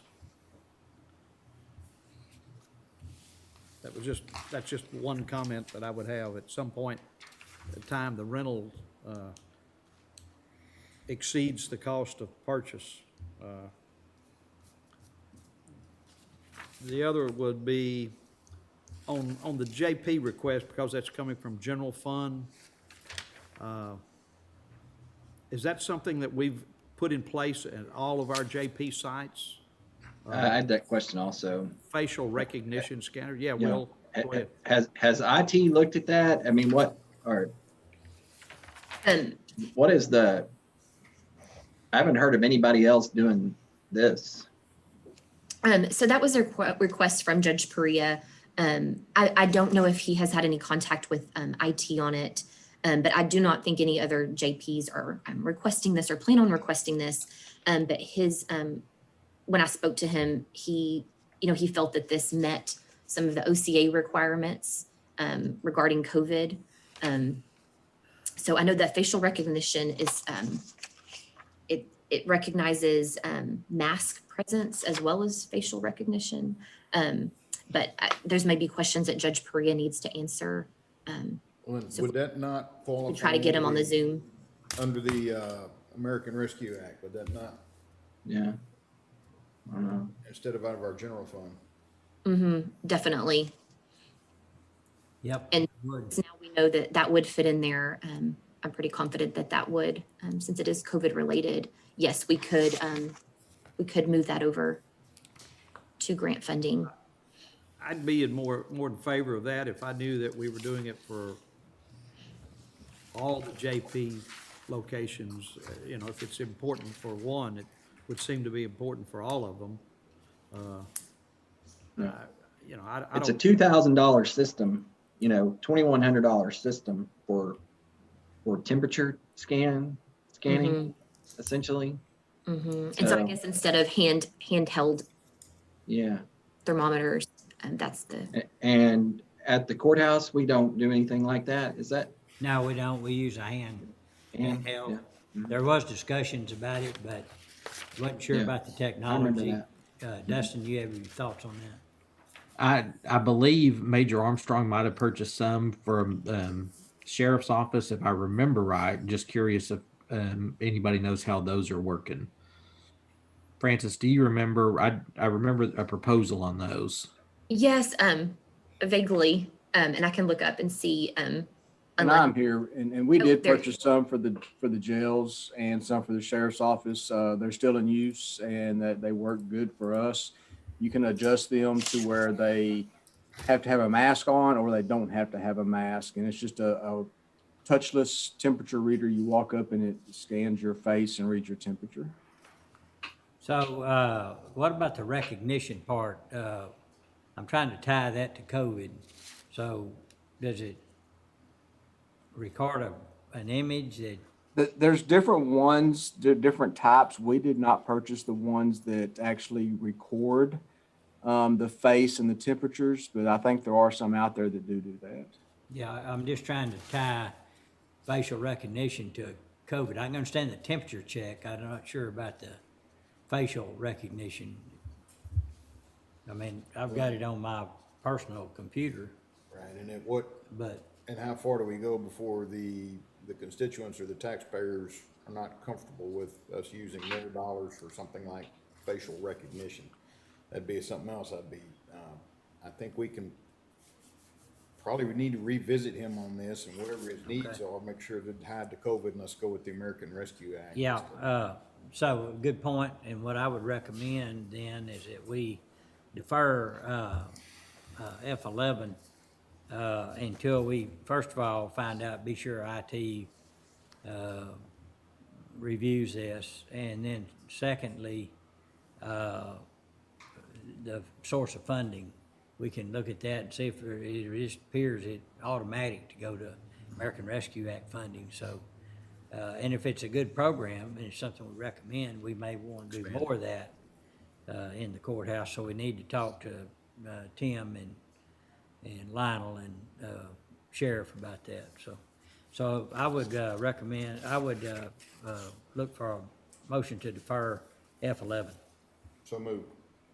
Second. It's F1L. Oh, I'm sorry, it sure is. F1L, thank you. That one too. Yeah, that one. That one. Oh, F1L, Second. Okay, we have a second. All in favor say aye. Aye. Opposed? Pass. Okay, is there a motion to approve the FY21 budget from F1A down to F1K? So moved. Second. Have a motion and a second. Any other discussion? No other discussion. All in favor say aye. Aye. Opposed? Pass. Right under F2 regarding the FY22 budget. Francis, did you have anything for today? Just a short update. So for fiscal year 22, we are still compiling budget requests and getting those prepared in order to present those to you. We have received preliminary appraised values, which y'all were speaking of earlier, and they do show the 6.2% increase right now on residential. And then currently preliminary tax rates are being calculated. So we're getting all of that information together and we're working with the tax office on those rates. And then our plan is on the June 1st agenda, maybe be prepared just for a little bit longer budget session that day. So we will be presenting those preliminary tax rates based on the preliminary values, and then looking at some scenarios on what those look like as far as revenue wise, and how those compare to last year and other years. We'll also be revisiting our fund balance and our budget goals and policies. And then we'll also go and just give a little bit of an overview of what we want budget workshops to look like this year and what the schedule looks like, and get any feedback from y'all on how those budget workshops, how you would like those to run. And so June 1st, we'll do those updates. And then June 29th, that is the 5th Tuesday in June, but we would like then to start budget discussions on that Tuesday if possible, get some things out of the way, special revenue funds and things like that, since and then to move into July into our heavy workshops. Okay. And one thing we might consider, Francis, is that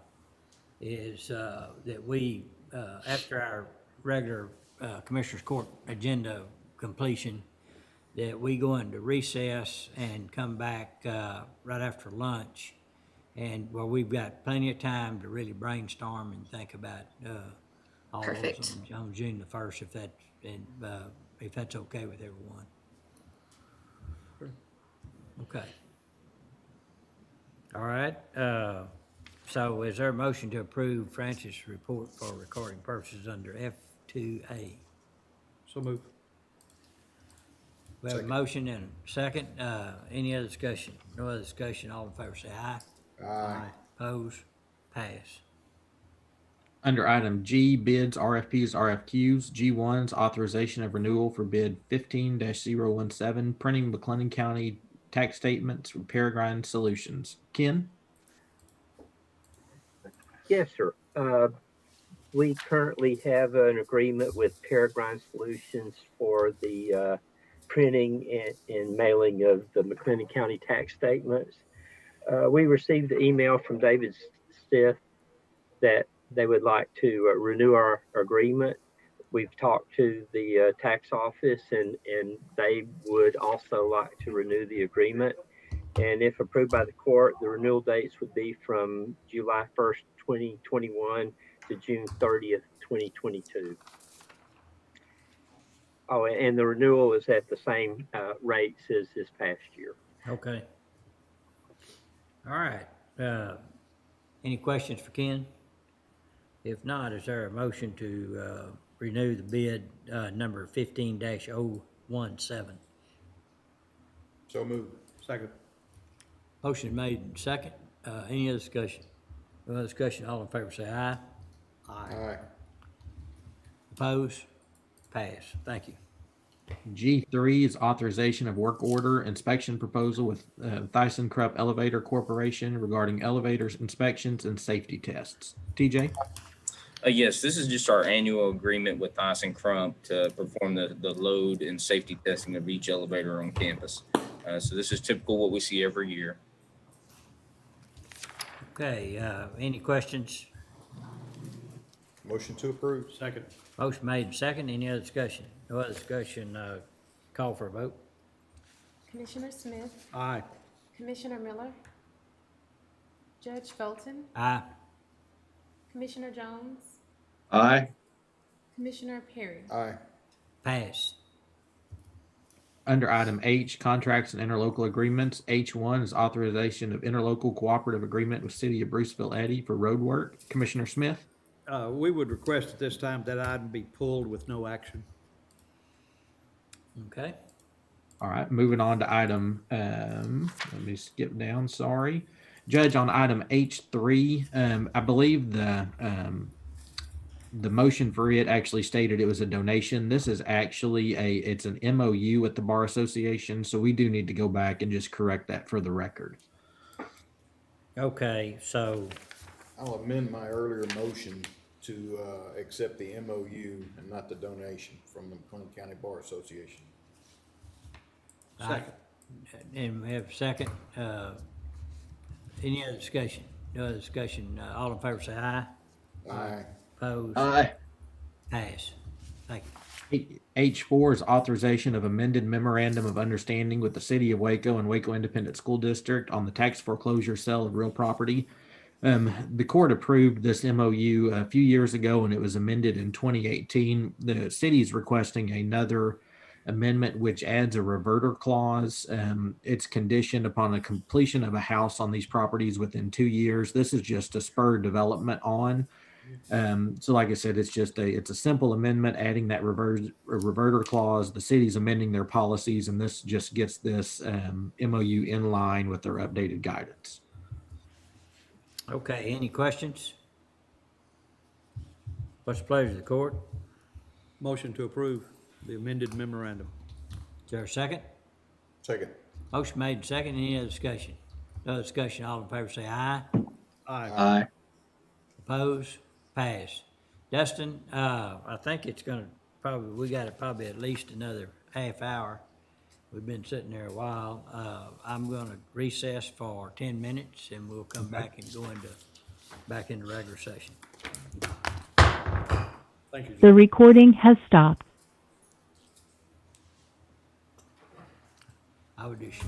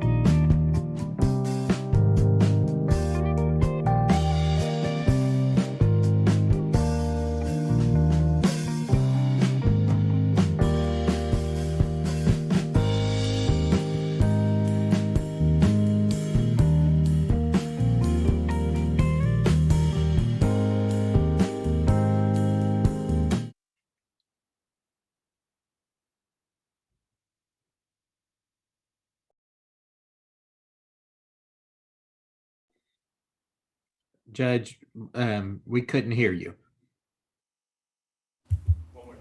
All right, let's call court back into session. All right, Dustin?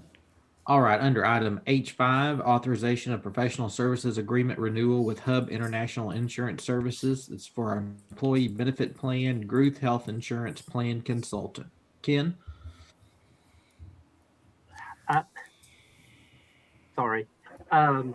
Yes, first I want to apologize to the court. As the court well knows, my proofreader retired.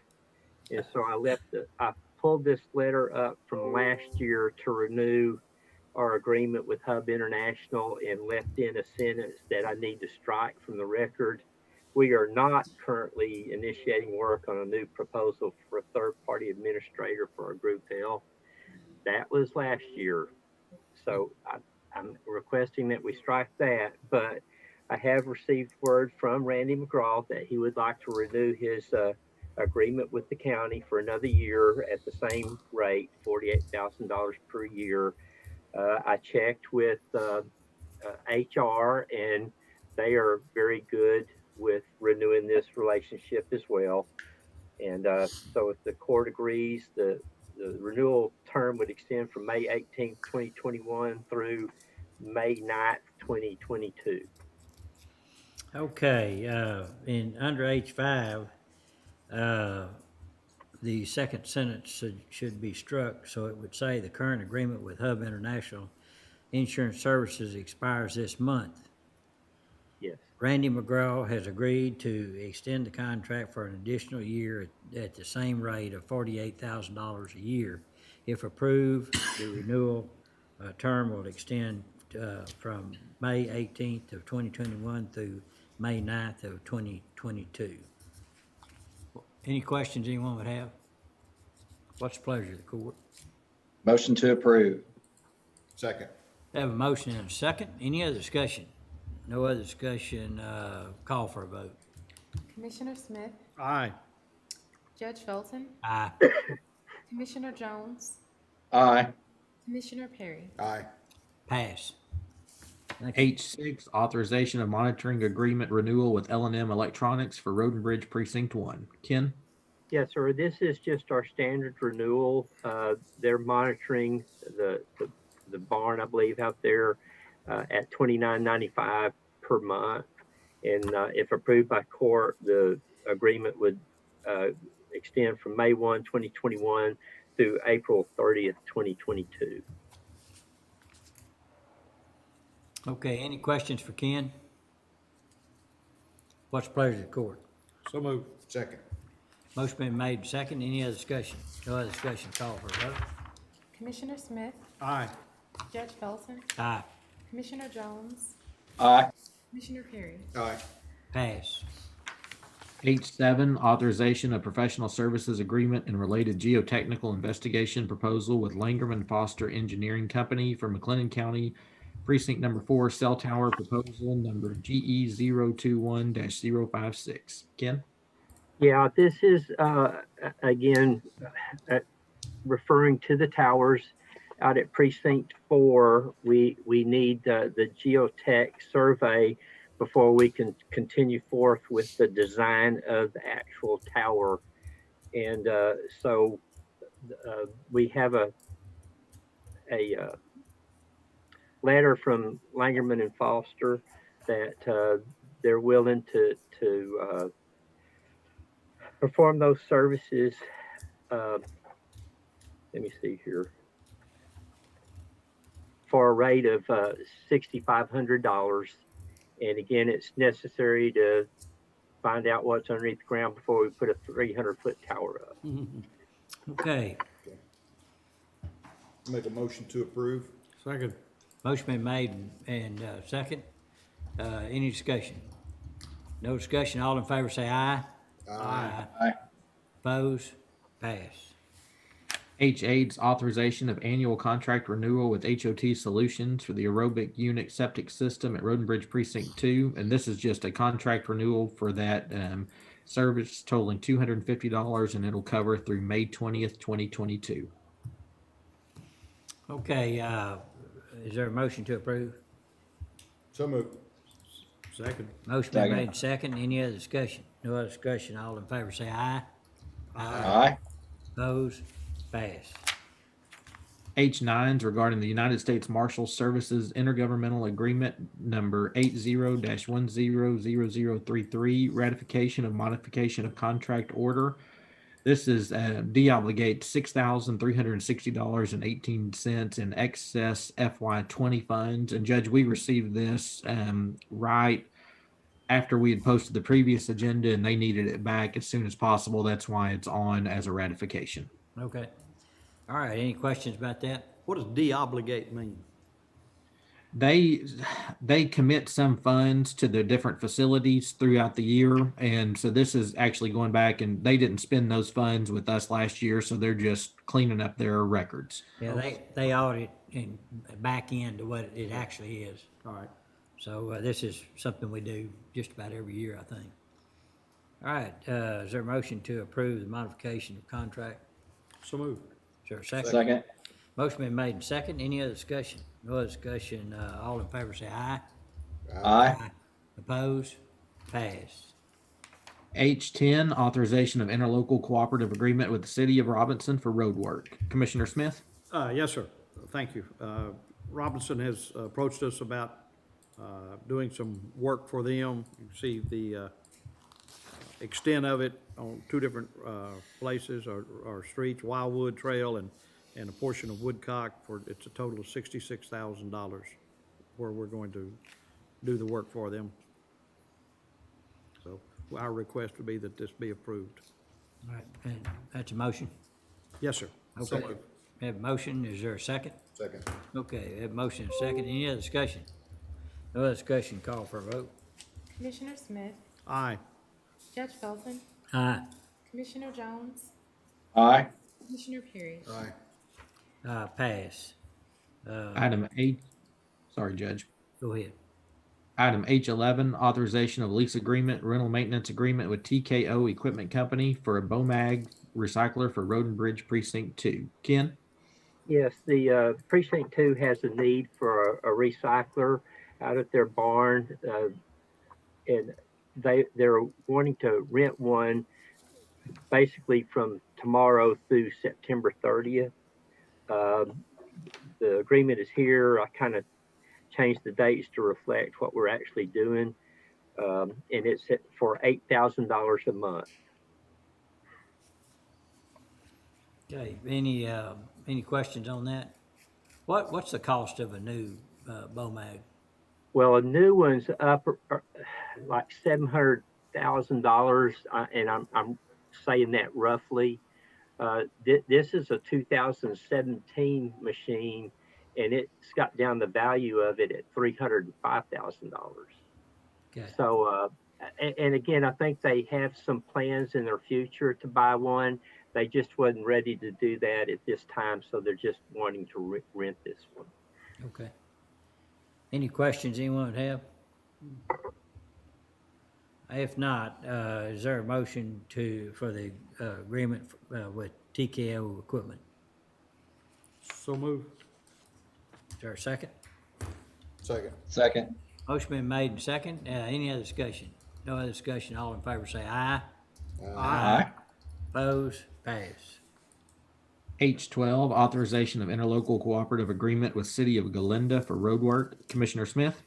Yes, thank you again. We have some portions of Glenda that are within our county, and we're trying to make life a little easier for those citizens in our county that need to be able to get in and out. So we have agreed to do some work for Glenda in the amount of $3,300. And you would make a motion to approve? And it? I would, yes, I would. I'm sorry. Yes. Okay, is there a second? Second.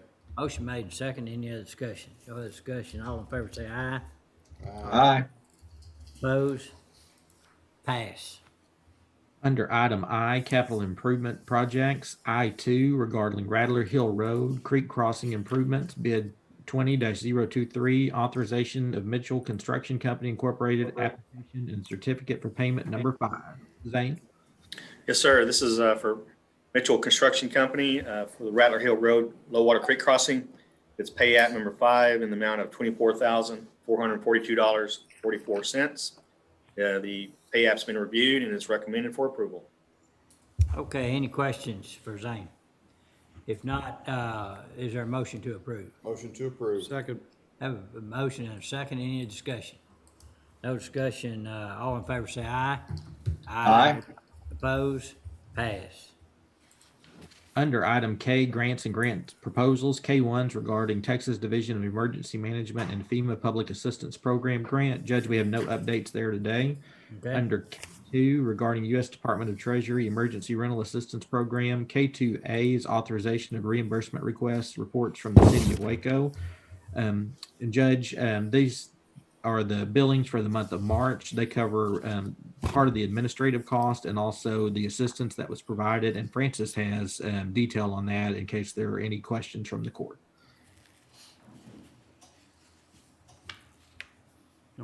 Any questions anyone have? If not, is there a motion to approve the reimbursement request and report from the city of Waco? So moved. Is there a second? Second. Have a motion and a second. Any other discussion? No other discussion. All in favor say aye. Aye. Aye. Oppose? Pass.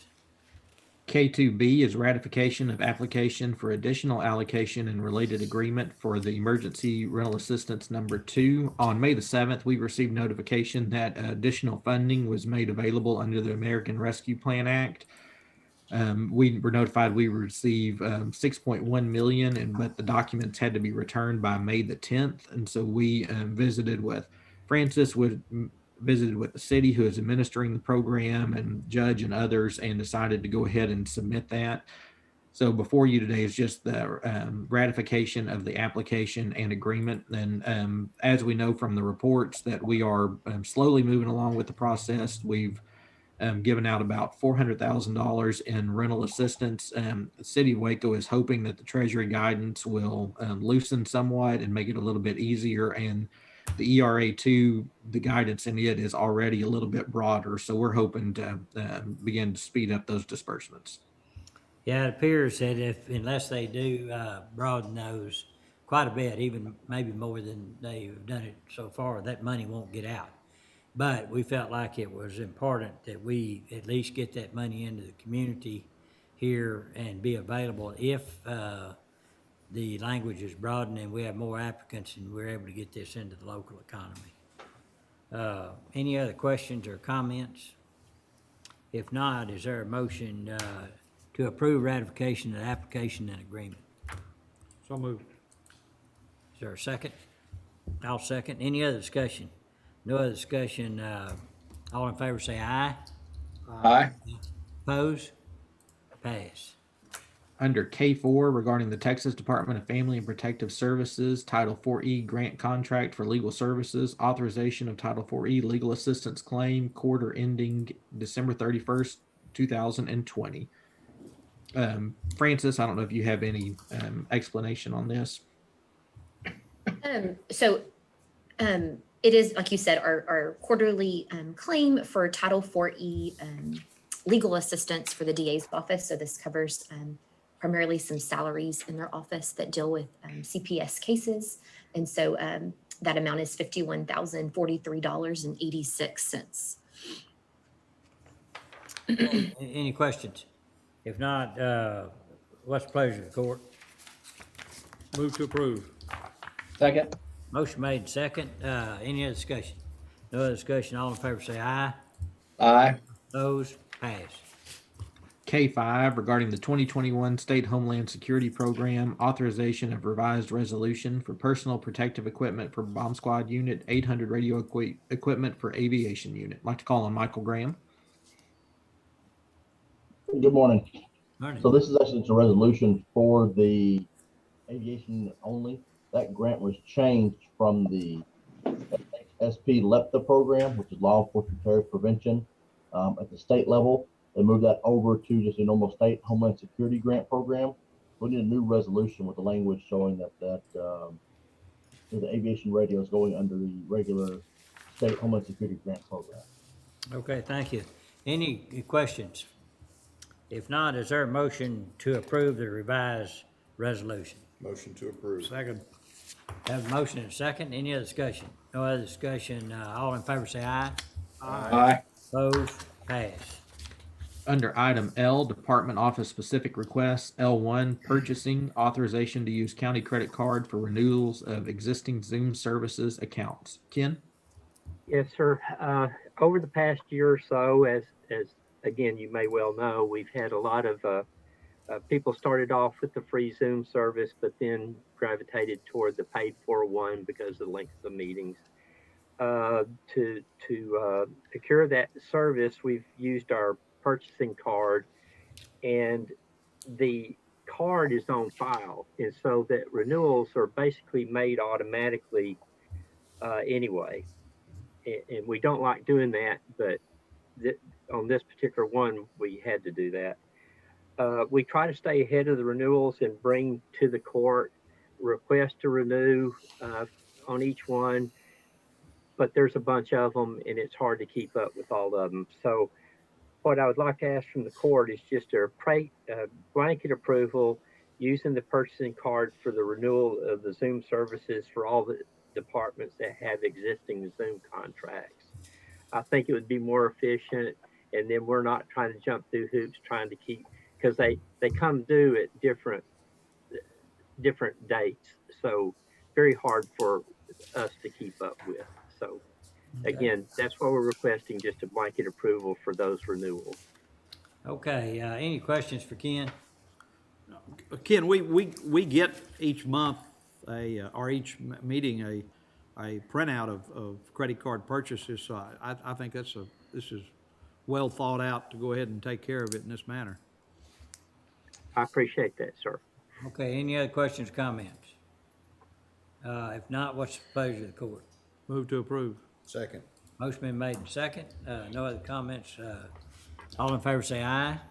Aye. Oppose? Pass. Under item M, additional items for discussion. M2, discussion regarding healthcare plan audit and related engagement agreement with Messier 42 LLC. Judge, we'll need to keep this deferred again. I do know that audit is progressing, and we'll just keep it on here if that's okay with the court in case we need to bring anything to your attention. Okay, so we do need a deferral. Yes, sir. Okay. Motion to defer. All right. Second. Have a motion and second. All in favor say aye. Aye. Oppose? Pass. M3, selection, designation of public members of the Salary Grievance Committee regarding the FY22 budget. And Judge, I believe we'll need to draw additional names today. Okay. Okay, we gotta get 8 names. We'll do it quickly. First one is Alicia Villanueva. Jerry Bond. Kim Bennett. Carrie Bender.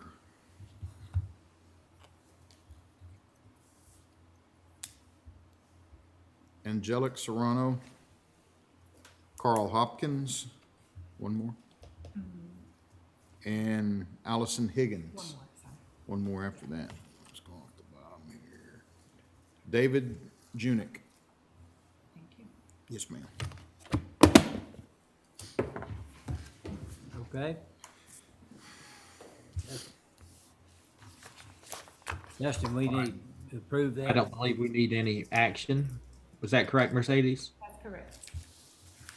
All right, so moving on to item M4, discussion and action regarding hosting a court night for 2021 North and East County Judges and Commissioners Conference. We just have this on the agenda in case anybody has any questions or we need any action. I haven't heard of anything for today, Judge. Okay. All right. Moving on to item M5, discussion and action regarding proposed pending state federal legislative issues, including adoption of resolutions as appropriate. This is the standing item we've kept on the agenda. We have a list in your notes of the bills that need opposition. So those are in the packet. I don't know if anybody had anything specific. Mark McCliney covered 1869 this morning. One thing we did want to mention, just an update on the American Rescue Plan Act. We had sent out that one-page fact letter, but just to kind of recap, the county is set to receive $49,846,009. We should be receiving one half of that soon, and then the other half in a year. These eligible expenses are for costs incurred on or after March 3rd, 2021. And we have to obligate funds by December 31st, 2024, and then expend those funds by December 31st, 2026, or those funds must be returned. And we continue to work through the guidance. Treasury, as Judge mentioned earlier, Treasury issued some interim guidance. It's not the final guidance. We do have the ability to submit any questions to TAC or to NACO, who will get those to the Treasury. So our office is currently working on a list of those kind of as things come up. So if commissioners or any department head or elected official has any specific question, let us know and we will help get those on to TAC and NACO and try to get those answered. And then we'll maintain any questions that we've sent in. So if you have a question, we'll look, see if we haven't already asked it. And if not, we will add that to that. Cool. And then moving on to M5A, discussion on status of legislation regarding the new district court and new county court at law. As was mentioned earlier, it's waiting the governor's approval, but the new county court at law is set to become effective on September 1st, 2021. The new district court would be effective on October 1st, 2022, to help give us time to work out some space issues. The process we did last time for county court at law vacancy when Judge Freeman left, the commissioner's court accepted letters of interest for a period. Included in those letters were resumes, personal and private references. The court then reviewed those. We don't think, given the fact that the governor still needs to take action on these, we don't think it's appropriate to open that process yet. But after he does that, we will then have that on the next court meeting and outline what the formal process will be, if that sounds okay to the court. And then we would, if court approval, then we'd post that on our website for people to follow those directions. So that way you can just refer anyone to the website that might have an interest in it.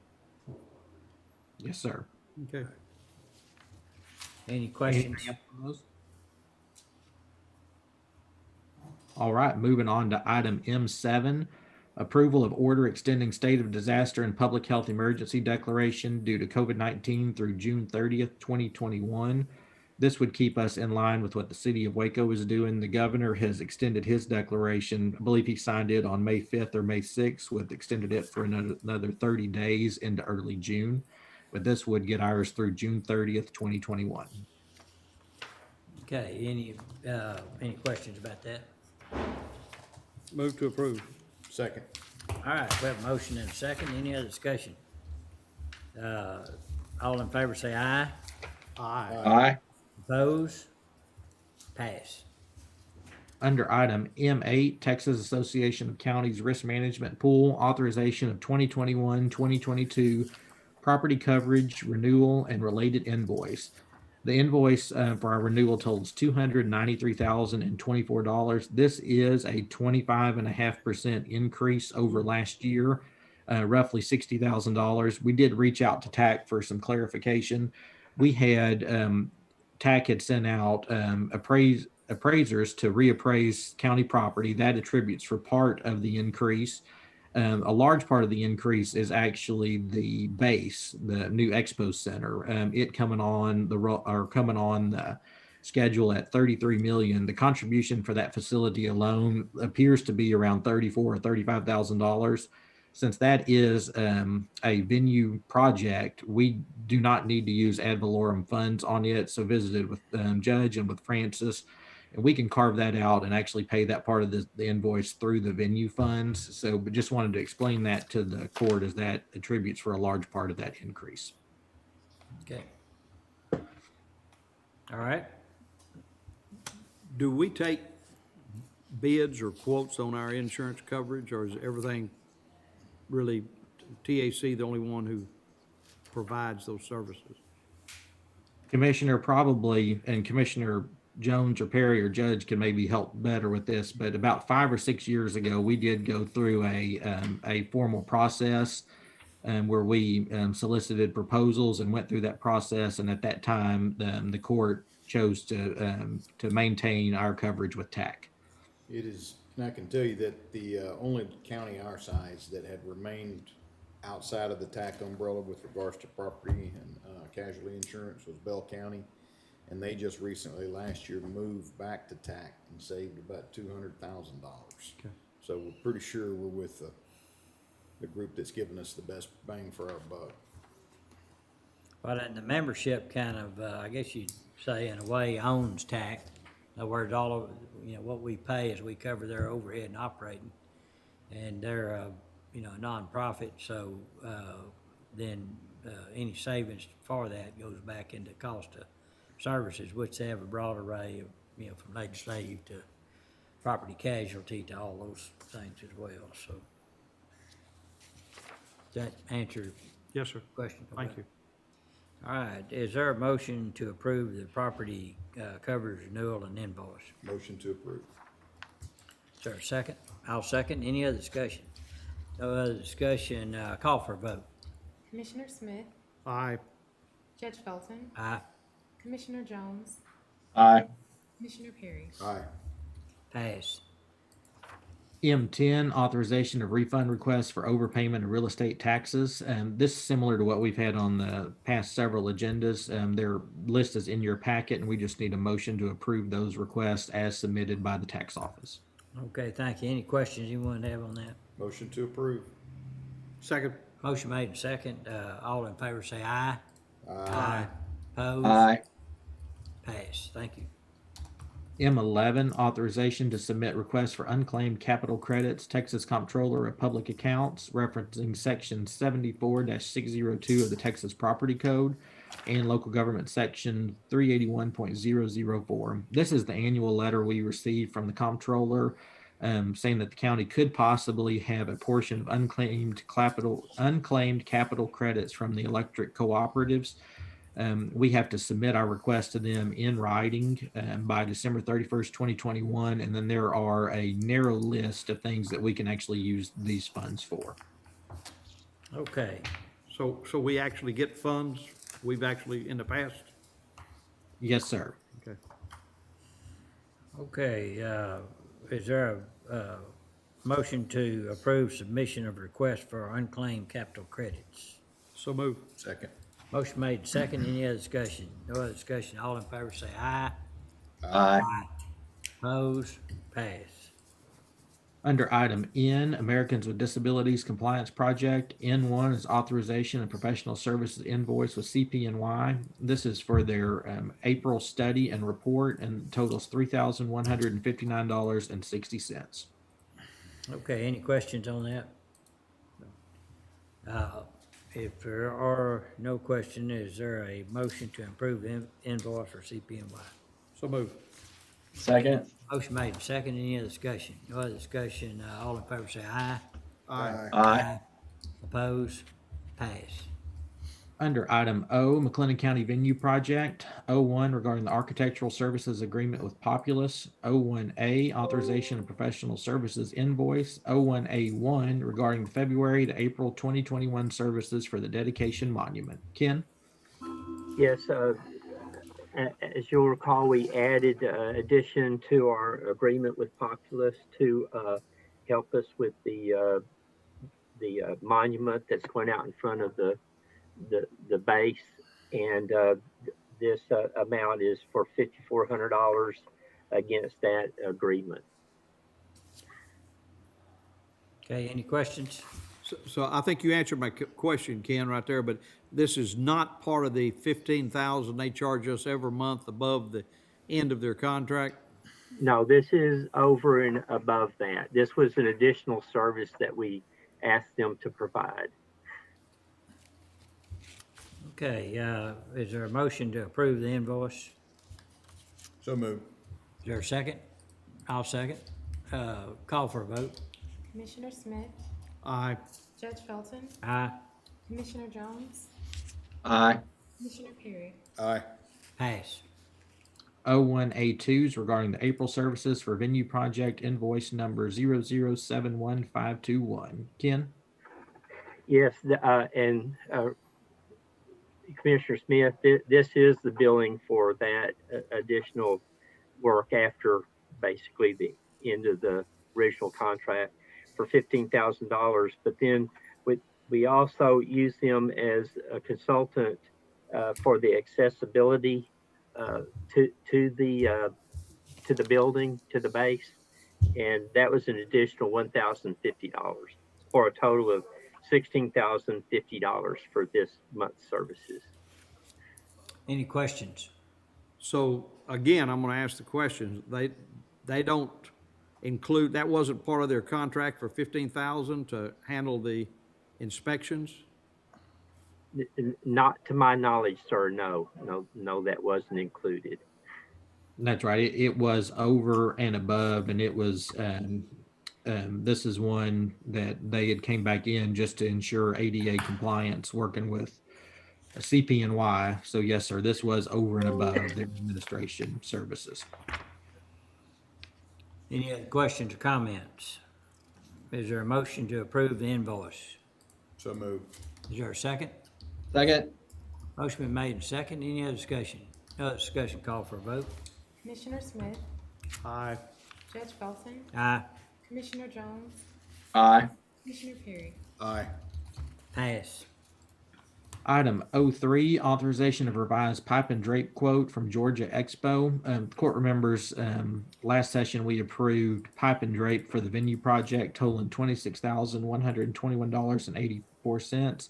That quote did not include shipping, and as Ken and I were working through to get it processed, discovered that. So that adds an additional $4,130.61 to the total. So that total now becomes $30,252.45. Okay. That seems high, but I don't know what you do about it. Are there no local companies that perform this? Commissioner, I know this company actually manufactures the drape when it's done. I know I'd visited with Wes just to see if they'd had other quotes, and they did not, but they've worked with this vendor before and felt that their pricing was strong. There's places you can rent this here, but not manufacture it where you own it. There's a company called National Stage on Old Lorena Road that's been in business for years and years that makes stage curtains. And I was just wondering if they did anything like this where there wouldn't be any shipping cost involved. What does that 4,100 include? That's a lot of money. Yes.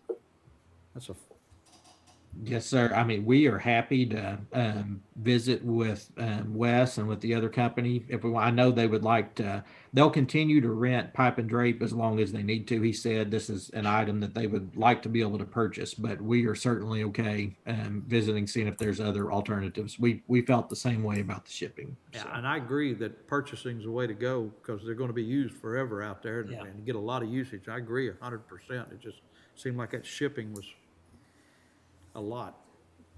Yeah, well, not to add to the, I think what is happening here is it's a lot of pieces. And so when you have a lot of pieces shipping the way this may be shipping is probably why the cost is so high. It's the packaging and the shipping. Yeah. Any other, so I guess, Dustin, what the court is interested in you doing is go back and first of all, I check into the company that's local here and see, if that's within their capability. Okay, will do. Quality and all those kind of things, and then talk to Wes about it as well. And then we'll bring it back, whatever we decide. Whatever the outcome of those discussions come back to court with it. Okay. So I'd recommend a motion to defer. So move. Second. Have a motion and a second. Any other discussion? No other discussion, call for a vote. All in favor say aye. Aye. Aye. Oppose? Pass.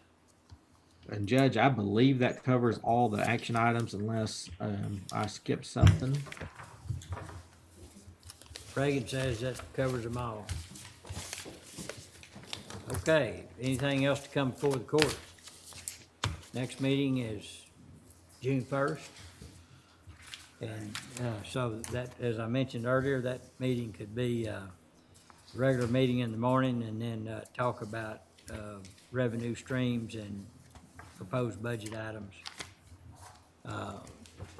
for the next budget year. Nothing else, we stand adjourned.